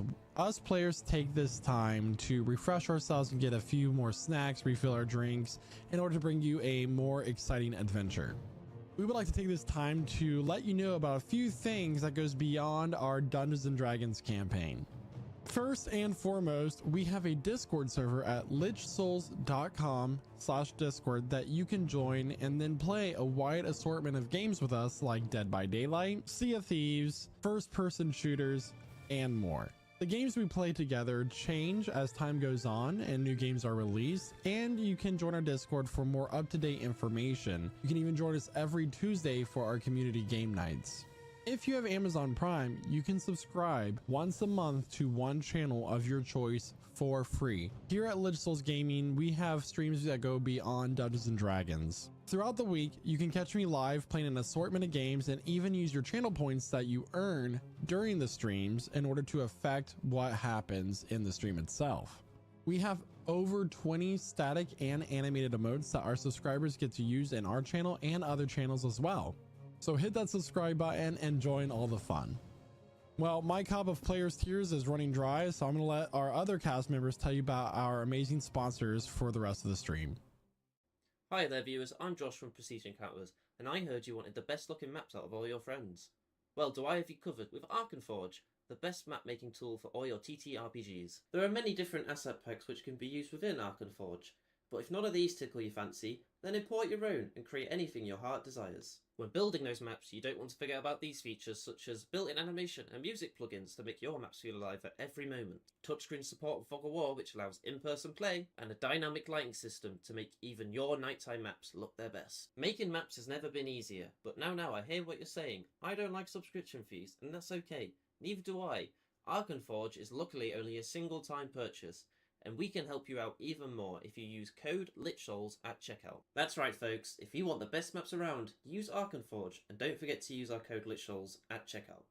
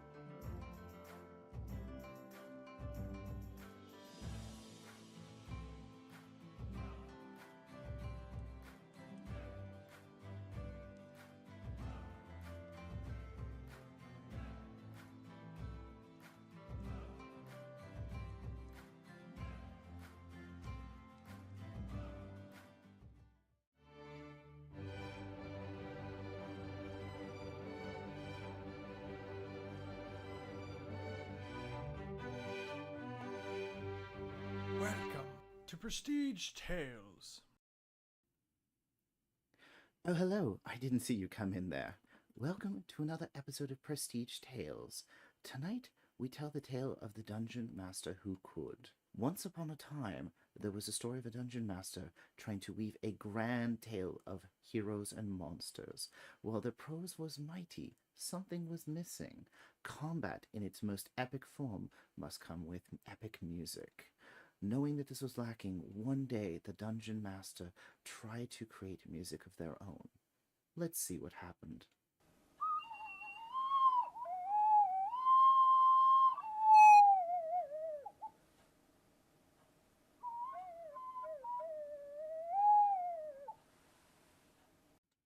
A moment meant to be the culmination of their tale instead became a tragic end. Ashamed, the dungeon master walked off into the sunset, never to be seen again. The moral of this tale: be the dungeon master that could with Midnight Syndicate. Yeah, and you all hear an angelic choral movement surrounding the Casimir, which does not fit this music that's playing right now, which is fine because it's lovely music. Midnight Syndicate are a talented musical production group creating gothic, horror, and fantasy music from your role-playing game at home. Don't be a natural 1, roll a natural 20 with Midnight Syndicate. These absolute legends can be found at www.midnightsyndicate.com on the YouTube, Alexa, Spotify, or Apple Music.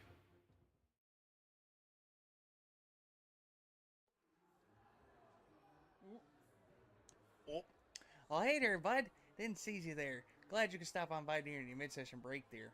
Oh, I'm just having a cold one and watching the game here in memory of my late cousin. You may have heard of the guy, Prestige Pete Peterson. God rest his soul. Boy, I tell ya, old Pete there was a good man, and definitely did not fake his own death to throw off the scent of the IRS there. Oh, that's a touchdown. But if old Petey were here, he'd want me, his cousin, Lich Souls Larry, to tell you all about the incredible merch over there at the Lich Souls Gaming merch store. Every bit of merch you can think of to help support your favorite D&D stream. They got such things as t-shirts, hoodies, mouse pads, stickers, and so much more. So head on over to lichsouls.com/merch and pick you up some merch there today. Well, I better get on up out of here and let you get back to your mid-session break there. Let me just find my coat and oh, when you know it, I'm already wearing it. But before I go, you know I got this nice casserole back at the house if you want to come on by and take it home with you. Wouldn't be no trouble at all. You can just bring the container back at your earliest convenience. Let me just try to find my coat here and oh, still wearing it. Oh, jeez. I swear my mind these days, it just ain't what it used to be. Speaking of losing their mind, you know who died recently?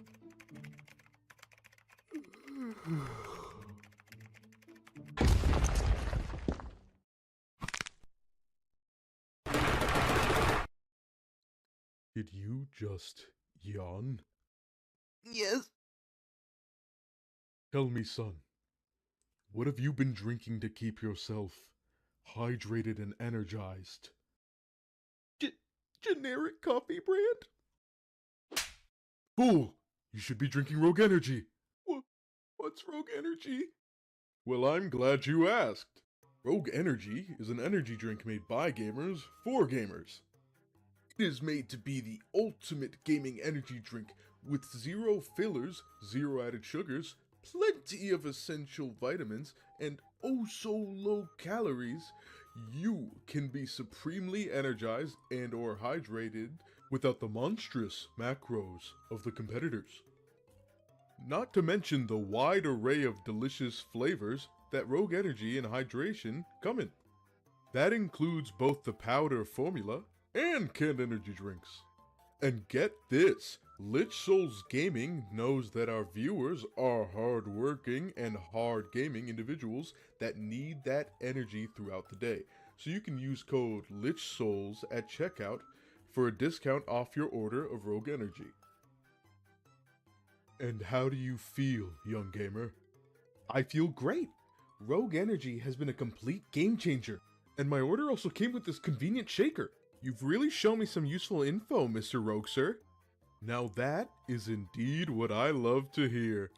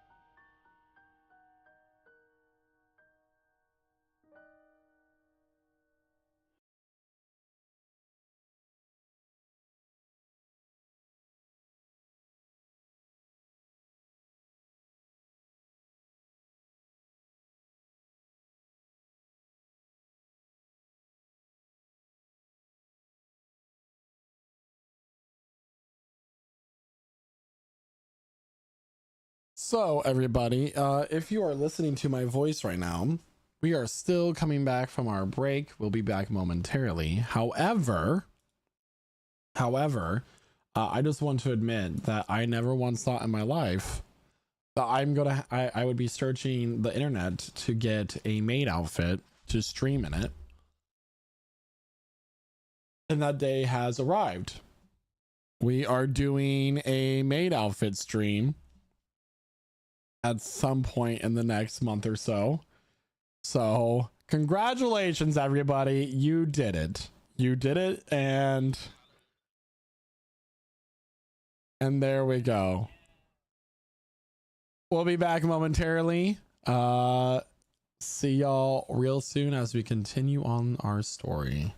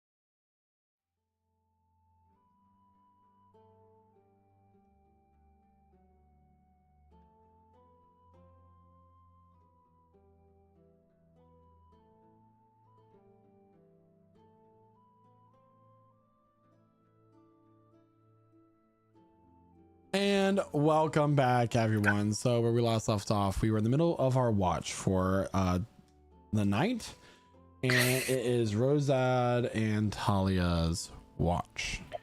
Yeah, so Nasha wakes up Rosad. To set the scene once more, you're currently in a small cottage farm next to the lake that separates the cities of Cyrodiil and the swamp marshland area of Therese, the Gargarum Lake. There is a soft sound of waves rolling in onto the sandy shore as the forest borders the area behind you on the other side of the farm. The sound of crickets and toads starting to chirp and fill the air. There are dancing lightning bugs illuminating the area around you as clouds start to blot out the moonlit sky as Kresna and Nima hang high in the atmosphere, casting this silver and blue light shining on the lake. Your watch, Rosad. He stands up and stretches a little bit as he starts his day.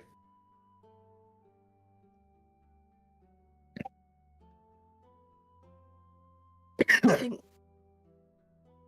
for this, I'm just gonna take a chill watch. I think last watch I got a bit emotional with Naoki, so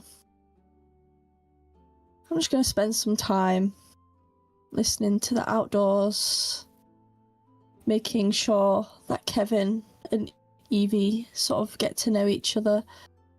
I'm just gonna ask Rosad a little bit about his Dragonelle as well. He's just kind of, having his morning smoke and watching the Dragonelle. I'm not really sure what to do with this thing. Not used to my mount flying. It's just not as graceful as the steady trot of a Schnagel through the Badlands. You guys didn't seem to fly them very well, but at least you didn't lose any money, did you? Was it just the rest of them? Or did you lose him too? I keep my coin purse tied tight. At least you didn't lose anything. But at least you've got the wares that you know how to keep yourself safe, I guess. Yep, gotta know how. You'll all get used to it. It's pretty easy, sort of, once you get to know how to do it. Might just take some time. But they're pretty cool. At least we've got something, and at least Kevin has a friend. Yeah. Get another mount just reminds me how much I miss Shelby. Now, I'm also sure... Actually don't really love this one's attitude. He kind of looks at me weird. Yeah, mine's a bit of a diva. I'm not really sure how to connect with it, but I'll try. You had Kevin for a long time? Since everything pretty much happened with my parents and everything, so a while. Oh, yeah. Yeah. At least he doesn't give me sass. Yeah. Yeah, I found Shelby 6 or 7 years ago as a schnuppy. It's definitely very close then. Yeah, raised her, bonded with her. I don't have that same bond with this Dragonelle. Something to get used to, I think. Yeah. It may never be the same, but you can always get close to how it used to be.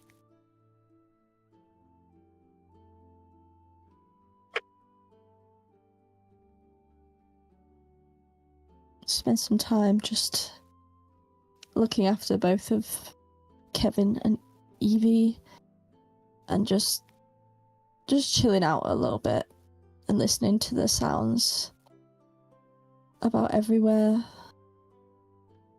Just keeping an eye on everything around us, making sure nothing else passes through like it did the night before. You know, besides all this new mount stuff, some really messed up stuff that we just went through. Yeah. I still I can't believe we lost someone else. I'm just scared of how Emmeline's gonna be when she gets back. I'm confident we have whatever money it would take to bring her back, but the fact that we just got confirmation that Valerie's never coming back for sure. It's a scary thought. Yeah. I'm hoping everything goes well and we can bring Emmeline back.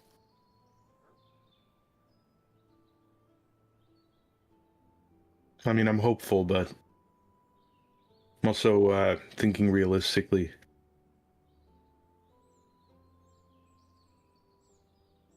That's a good mindset, to be honest. I want to have high hopes, but luck doesn't seem to be on our side very much anymore. But now we're keeping people alive.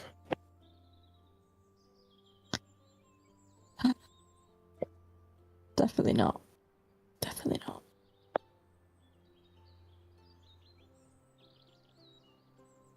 There is a sound of a metal bucket clanging slightly as Delphine, wearing about mid-leg length boots, starts to go into the coop to start collecting eggs. Good morning. Good morning. Morning. Hope you all slept well.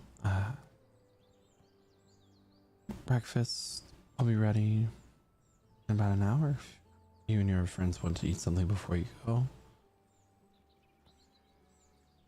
That would be lovely, actually. Thank you. Not at all. We'll go ahead then meet you at the table out in the backyard.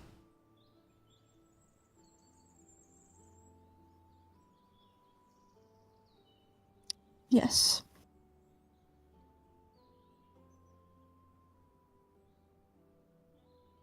And she'll turn and leave.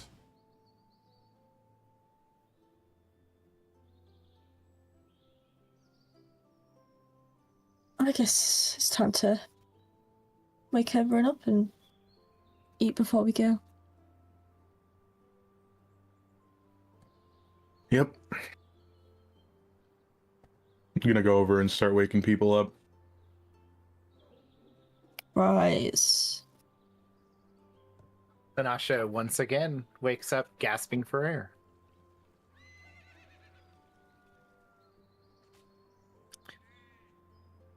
Are you okay there, Sinasha? Yeah? Yeah? What?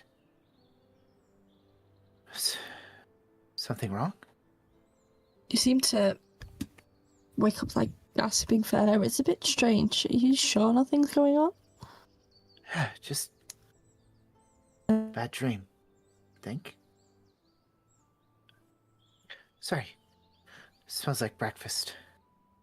Yes, we've been told we can come have some breakfast if we don't like. Yes, please. Just a question, because you're the second person asking in a row. Why does people keep asking me if I'm okay when they wake me up? Well, it's a bit strange the way you just woke up there, to be honest. Okay, just no one's ever explained it to me, so... You just kind of wake up like gasping for air, like you can't quite get a breath in while you sleep. That doesn't make any sense. Okay.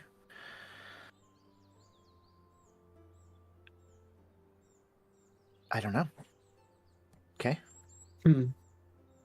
Let's hope it's not something bad, I guess. Yeah. I feel fine, so I don't feel like It's good then. That's good. just, yeah, bad dreams. Maybe Maybe I some should- breakfast will help. Maybe I should look into my dreams sometimes. I don't know. We don't have anyone who can read dreams or anything. I don't know. I can't read dreams, unfortunately. Okay. Well, if you can think of anyone who can...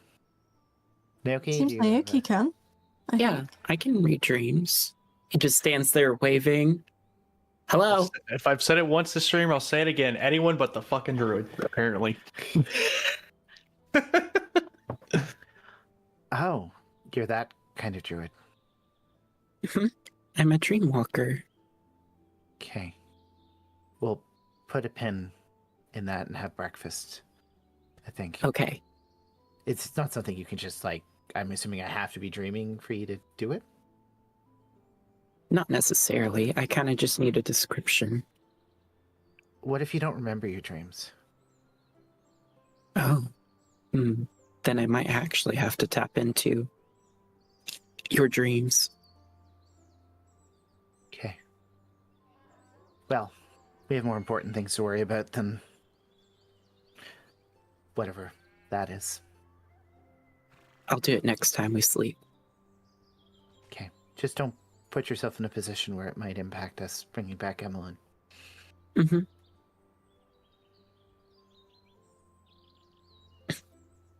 Time for eggs.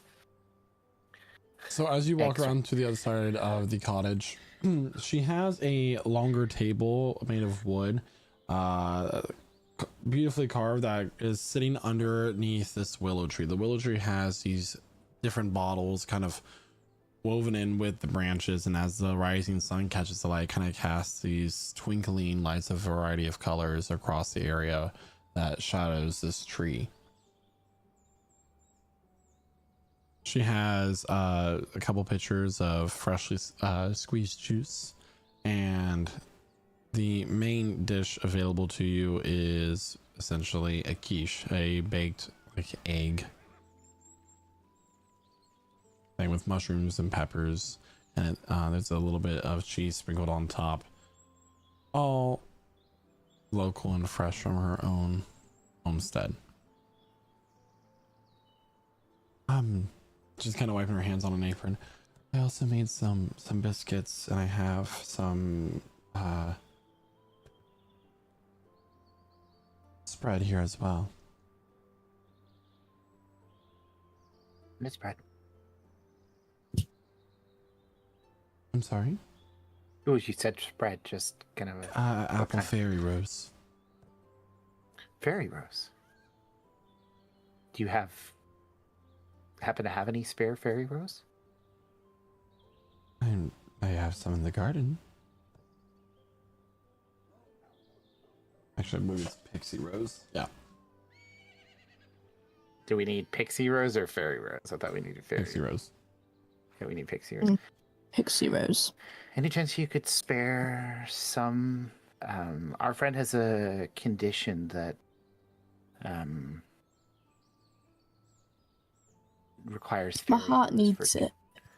Wouldn't you think your body needs it? She's suffering from a form of slow poisoning, and the fairy rose helps her filter it out. I see. I'll be happy to help. But please eat, and hope you enjoy. It's not just like 2 tea biscuits in one cheek at once. It's just like chewing like They a are crazy the person. most delicious buttermilk biscuits you've ever had in your life. Perfectly flaky yet fluffy on the inside. Did she brush butter on them after they came out of the oven so it seeped I into said the... they're hot and they're ready. Yeah. What is it good? It's hot and it's ready, Gee. No, but if you brush butter on top of a tea biscuit, immediately as you come out, butter seeps into the biscuit and makes it. It's yeah. Whatever would make it good happened. Yeah. You know, I really love, back home we got this this type of spread. I think it's like a yeast extract. It's a nice pungent flavor. Oh, I don't think we ever had that at my house. I know jams. Yeast extract. Yeah, it's called Gourmite. Gourmet. No, I'm just saying. Is it like that worm drink that we had? No. I said it's yeast extract.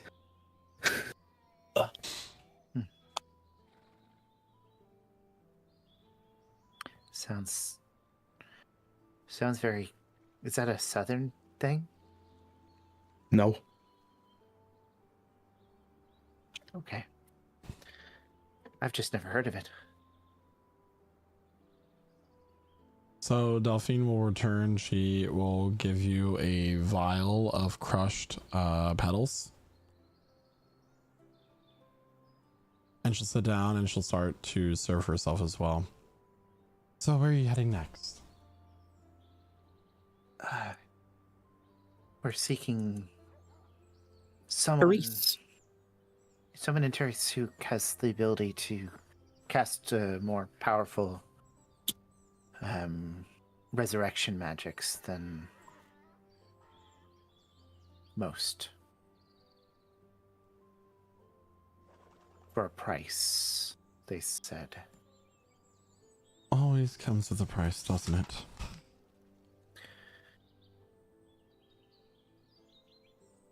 You wouldn't know anyone if you know the city. I mean, you're fairly close.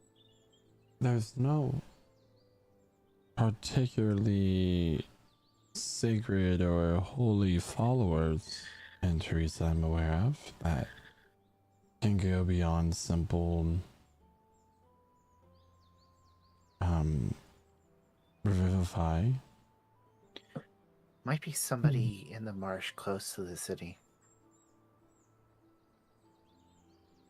The Dorolnal marshland is very hostile and dangerous. The presiding lord of Therese is temperamental and tends to stay within the city.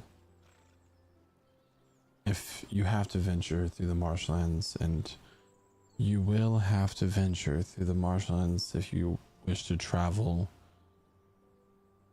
into it from the city on foot, just keep your wits about you.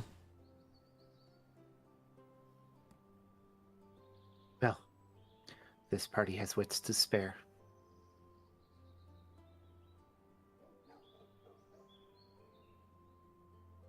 Everyone think I was being sarcastic? You're so quiet.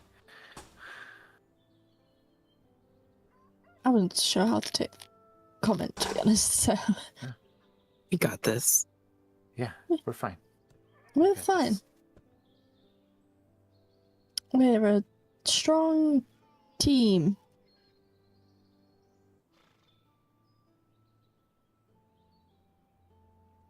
Yeah, the confidence right now, guys. I'm just groggy. Just had a... Yeah, it's been a rough night. Naoki, can you do anything with these crushed petals then? Yeah, once it comes time, we'll just have to do that procedure as we were taught. I won't have Emlyn to help me, but I'll try my best. We have well, I have on me at least, I think it was 2 or 3 months worth to last me, but at least we've now got some more. Good. I'm not anywhere near Yeah. having to do any, am I, Michael? You're good. I don't know how long it's been. Okay, it's fine. And we have a quiet moment when it's just us. We need to discuss our next step after Tyrus. But I suppose we should wait until we bring back Emmeline before we have a discussion. Unless you'd rather do that now, Percy. I think it's probably better when we that we wait for Emmeline to straighten out our game plan, right? Yeah. Right.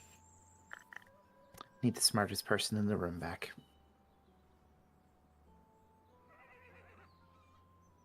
Ouch. Wow. Hey, she's a wizard. It doesn't mean what you think it means. No, you guys are smart. Emmeline was too smart. Well, She's I like- will say that you're also, if you're going to go to Kiradale, there's, I recently received some news when I was last in market that they're currently hosting a few of the nobles from the Sangesian Empire there. Oh. Oh, Hmm. is that unusual to have nobles from You the you Hidden must Kingdom? meet with your enemies, even if it's diplomatic. They are close in nature and proximity around of the world to each other. It makes sense that they would at least meet to discuss things to avoid hostilities. Right. I was almost felt like they would meet in a a safe third party location, but I suppose Drillworm's protections are so unique that it'd be the safest place to meet with the undead. Not many people would dare challenge a nation of dragons. Any of the lords of Drillworm have enough power and ability to raise a city on their own. Right. Well, Certainly not a kingdom you would want to have against you then.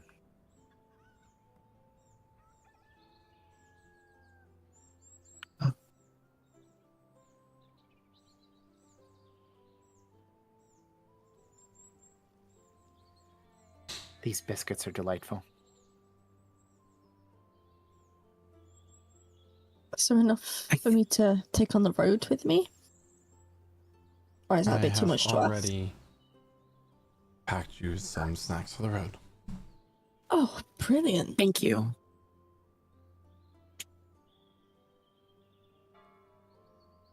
I'm learning how to make most of these foods back home.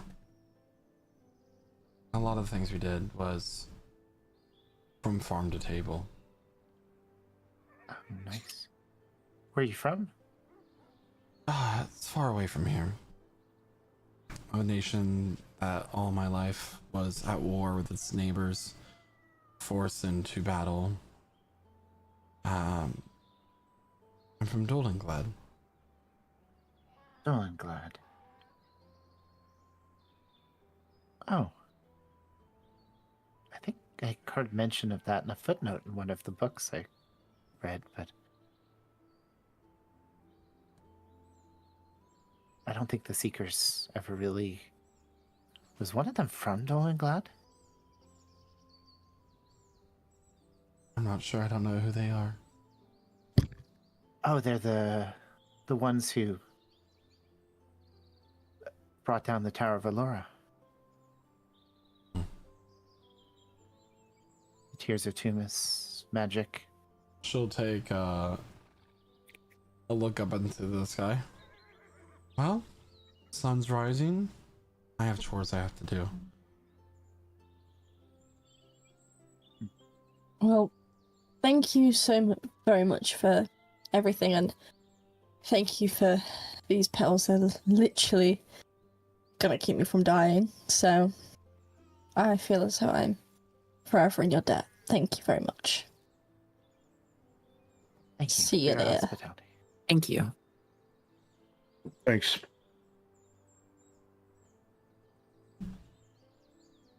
Let's go. As we start to leave, he'll turn back.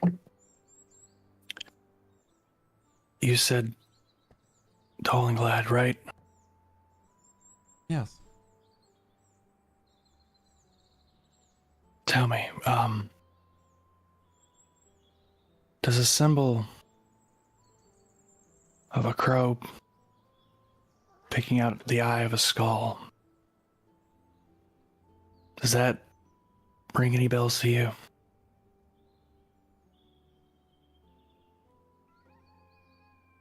I believe, although I do not know from which house, I do believe that is one of the noble families of the Singisian Empire.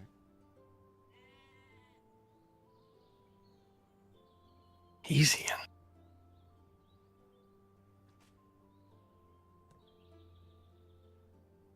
All right. Thank you for your help. Have a safe journey.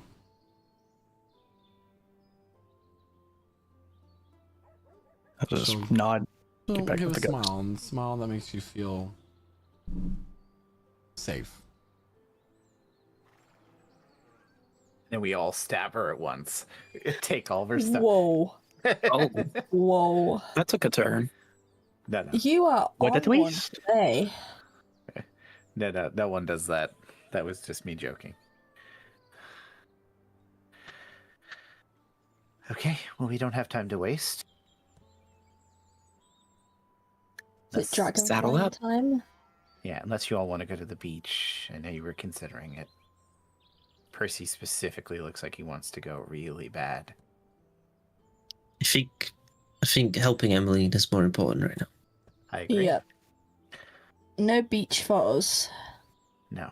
Beach when we win. We'll come back. Yeah. We'll bring Right. Emmeline too. She can learn beach. Yeah, she can beach. We go to Dragon our time. dragonels.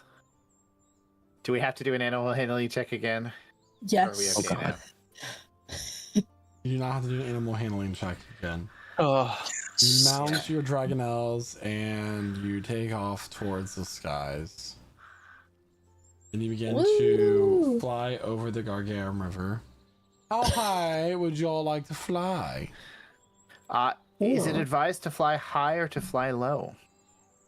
It is a matter of what you want to be closer to. Do you want to be close to the lake and like fly right above the water? Do you want to fly up in the sky where you're more visible? Ooh. I think we should. I go say we fly higher so things can't jump out the water and eat us.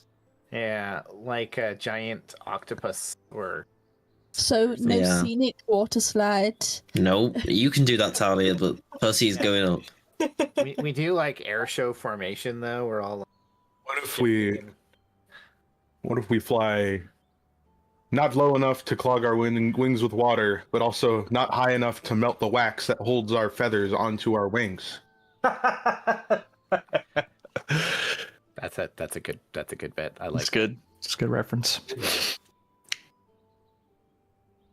We all fly Alright. into space. So you decide that you want to fly up into the air. Like mid-level.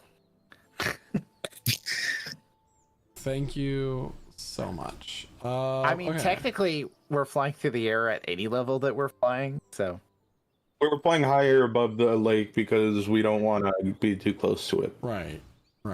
Could get nom-nommed. till we get attacked by things in the clouds. Chomp. Both are a trap. So, what happens? It's a story for next time. No. Hey, that's my one. It's a story y'all- for Give me a right now. second. So as you begin to fly up to the air, you notice that in the distance, heading from the west to the east towards your direction, are some gray and dark storm clouds as you're now flying from the very edge of the Gargam River, right about here. I'm pinging on the map. Actually, I'll let the entire stream see this. From about here towards Therese, which is here. Yeah. So basically the full length of the river. You guys are all over that. We need to fly above the storm. Certainly try. These aren't airplanes. We will die.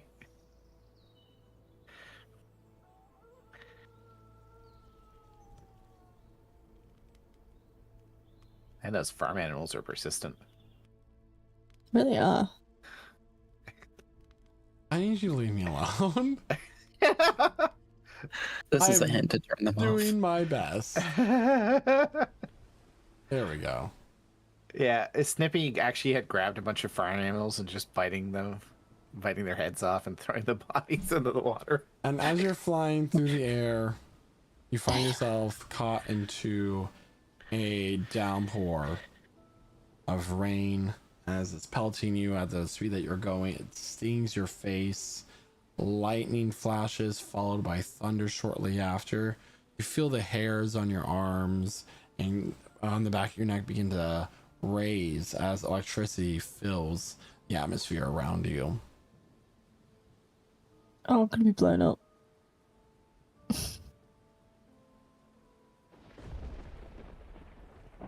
Hey, okay, why didn't you predict the weather? Oh, I forgot. I was too distracted by the eggs.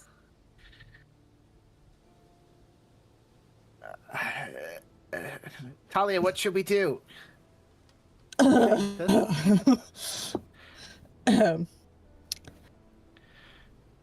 just hoping the lightning doesn't like come down on my heart and short circuit my heart and kill me. Not gonna lie. Well, I can do this at least. And he like holds his umbrella up, Get struck by closed, so it doesn't. Can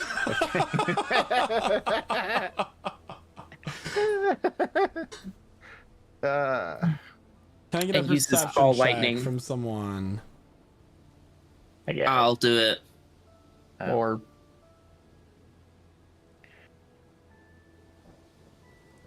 22. Good. That's pretty good. 22. The rain is starting to like blur your vision. And there's a reason why I give you, because you already have advantage part, but you have disadvantage in the storm, so it's straight roll. So 22. The rain is starting to blur your vision. Your clouds seem to like flow in and out. And you believe you start to see a shadow illuminated by the lightning, but it's hard to tell because you only see it in flashes of light.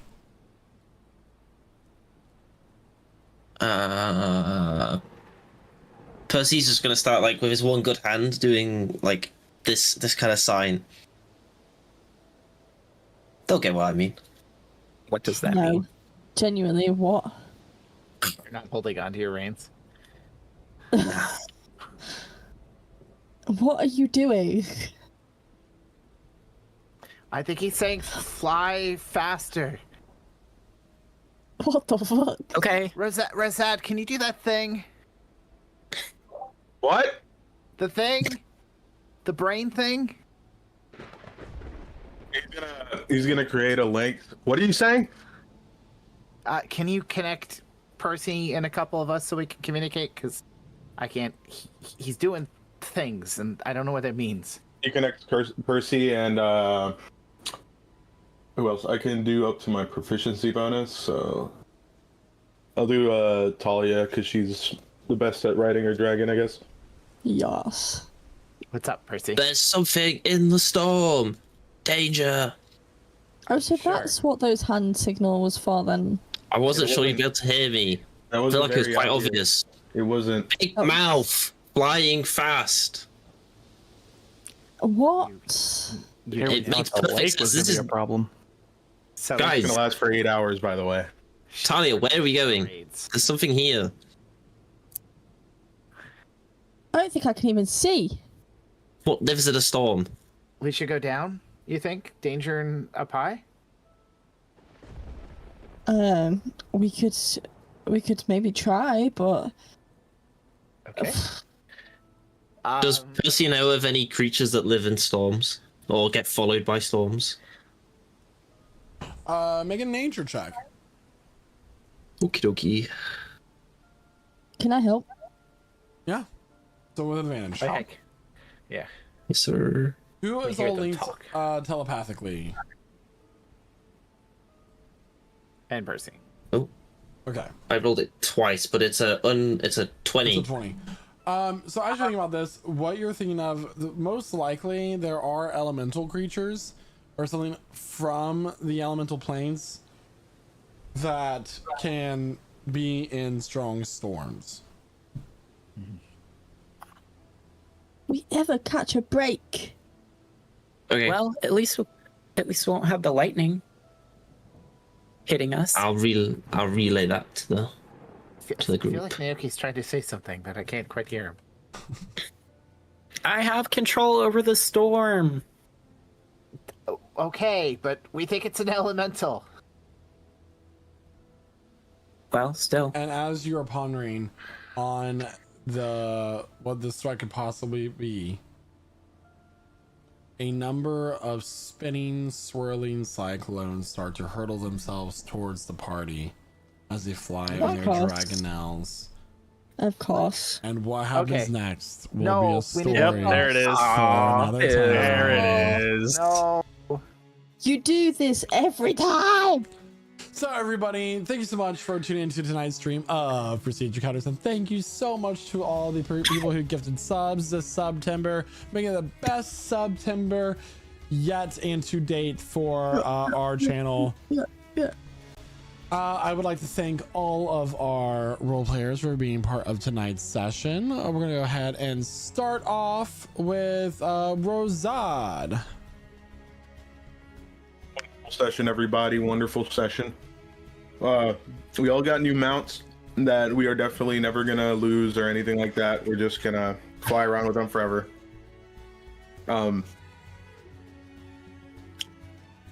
Yeah, we got some discord in the party. It seems a little bit of discord. People are afraid to continue on this journey due to ominous messages from gods. But we'll cross that bridge when we get to it. We are on our way to try and resurrect Emmeline. So hopefully that goes as planned, and we don't die to like a bunch of storm elementals or whatever the fuck we're gonna fight. Yeah. Let's hope for the best. With that, I'll pass it over to Quentin, aka Renatus. Thank you so much, Jeremiah. Yeah, great session all around. Some really good RP moments in there. Had some really good little bit of character development all around, I would say. And yeah, I guess we'll have to prep for a fight next session. But we'll see where that goes. And yeah, so that's pretty much all I got. So as always, thank you to everyone who is chatting up in chat, and especially all those who were gifting subs and getting us all the way up to, I think, what was it, a level 7 hype train we got to? Level 7. Yeah, that's huge for us and everything. But yeah, thank you all especially.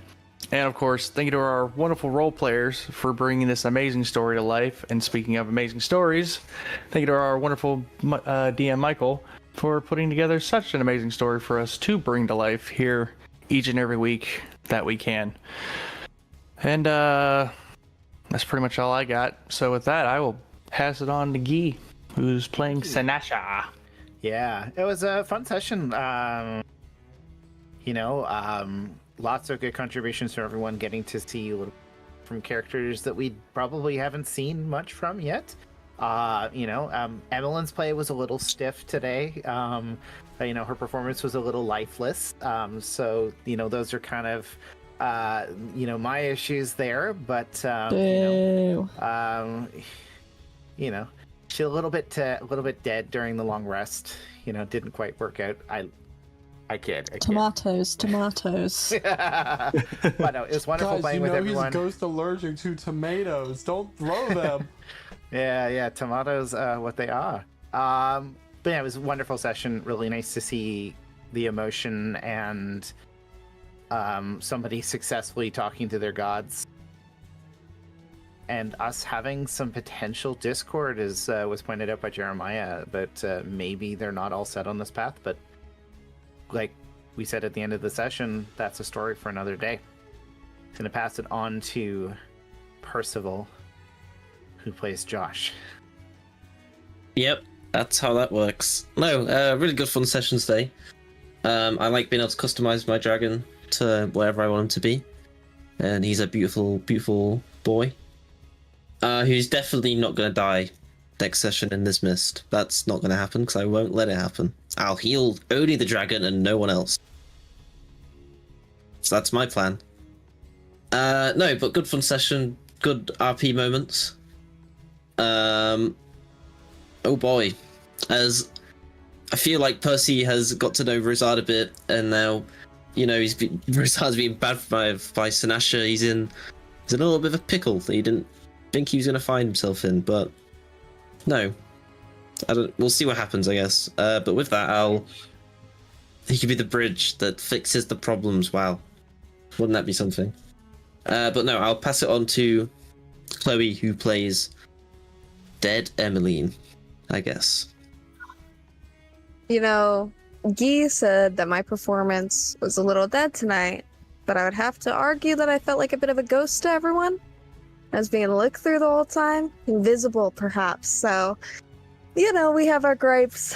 But jokes aside, what a fantastic session. I find it ironic that I'm not able to partake and interfere perhaps, but it was super enjoyable to sit back and watch and get to design the dragon. Working on the notes tonight was incredibly fun. So I couldn't have had a better time.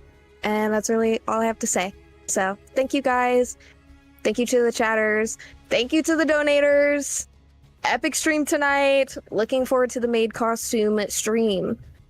Anyways, with that, I'm going to go ahead and pass it over to Naoki, who is played by Isaac.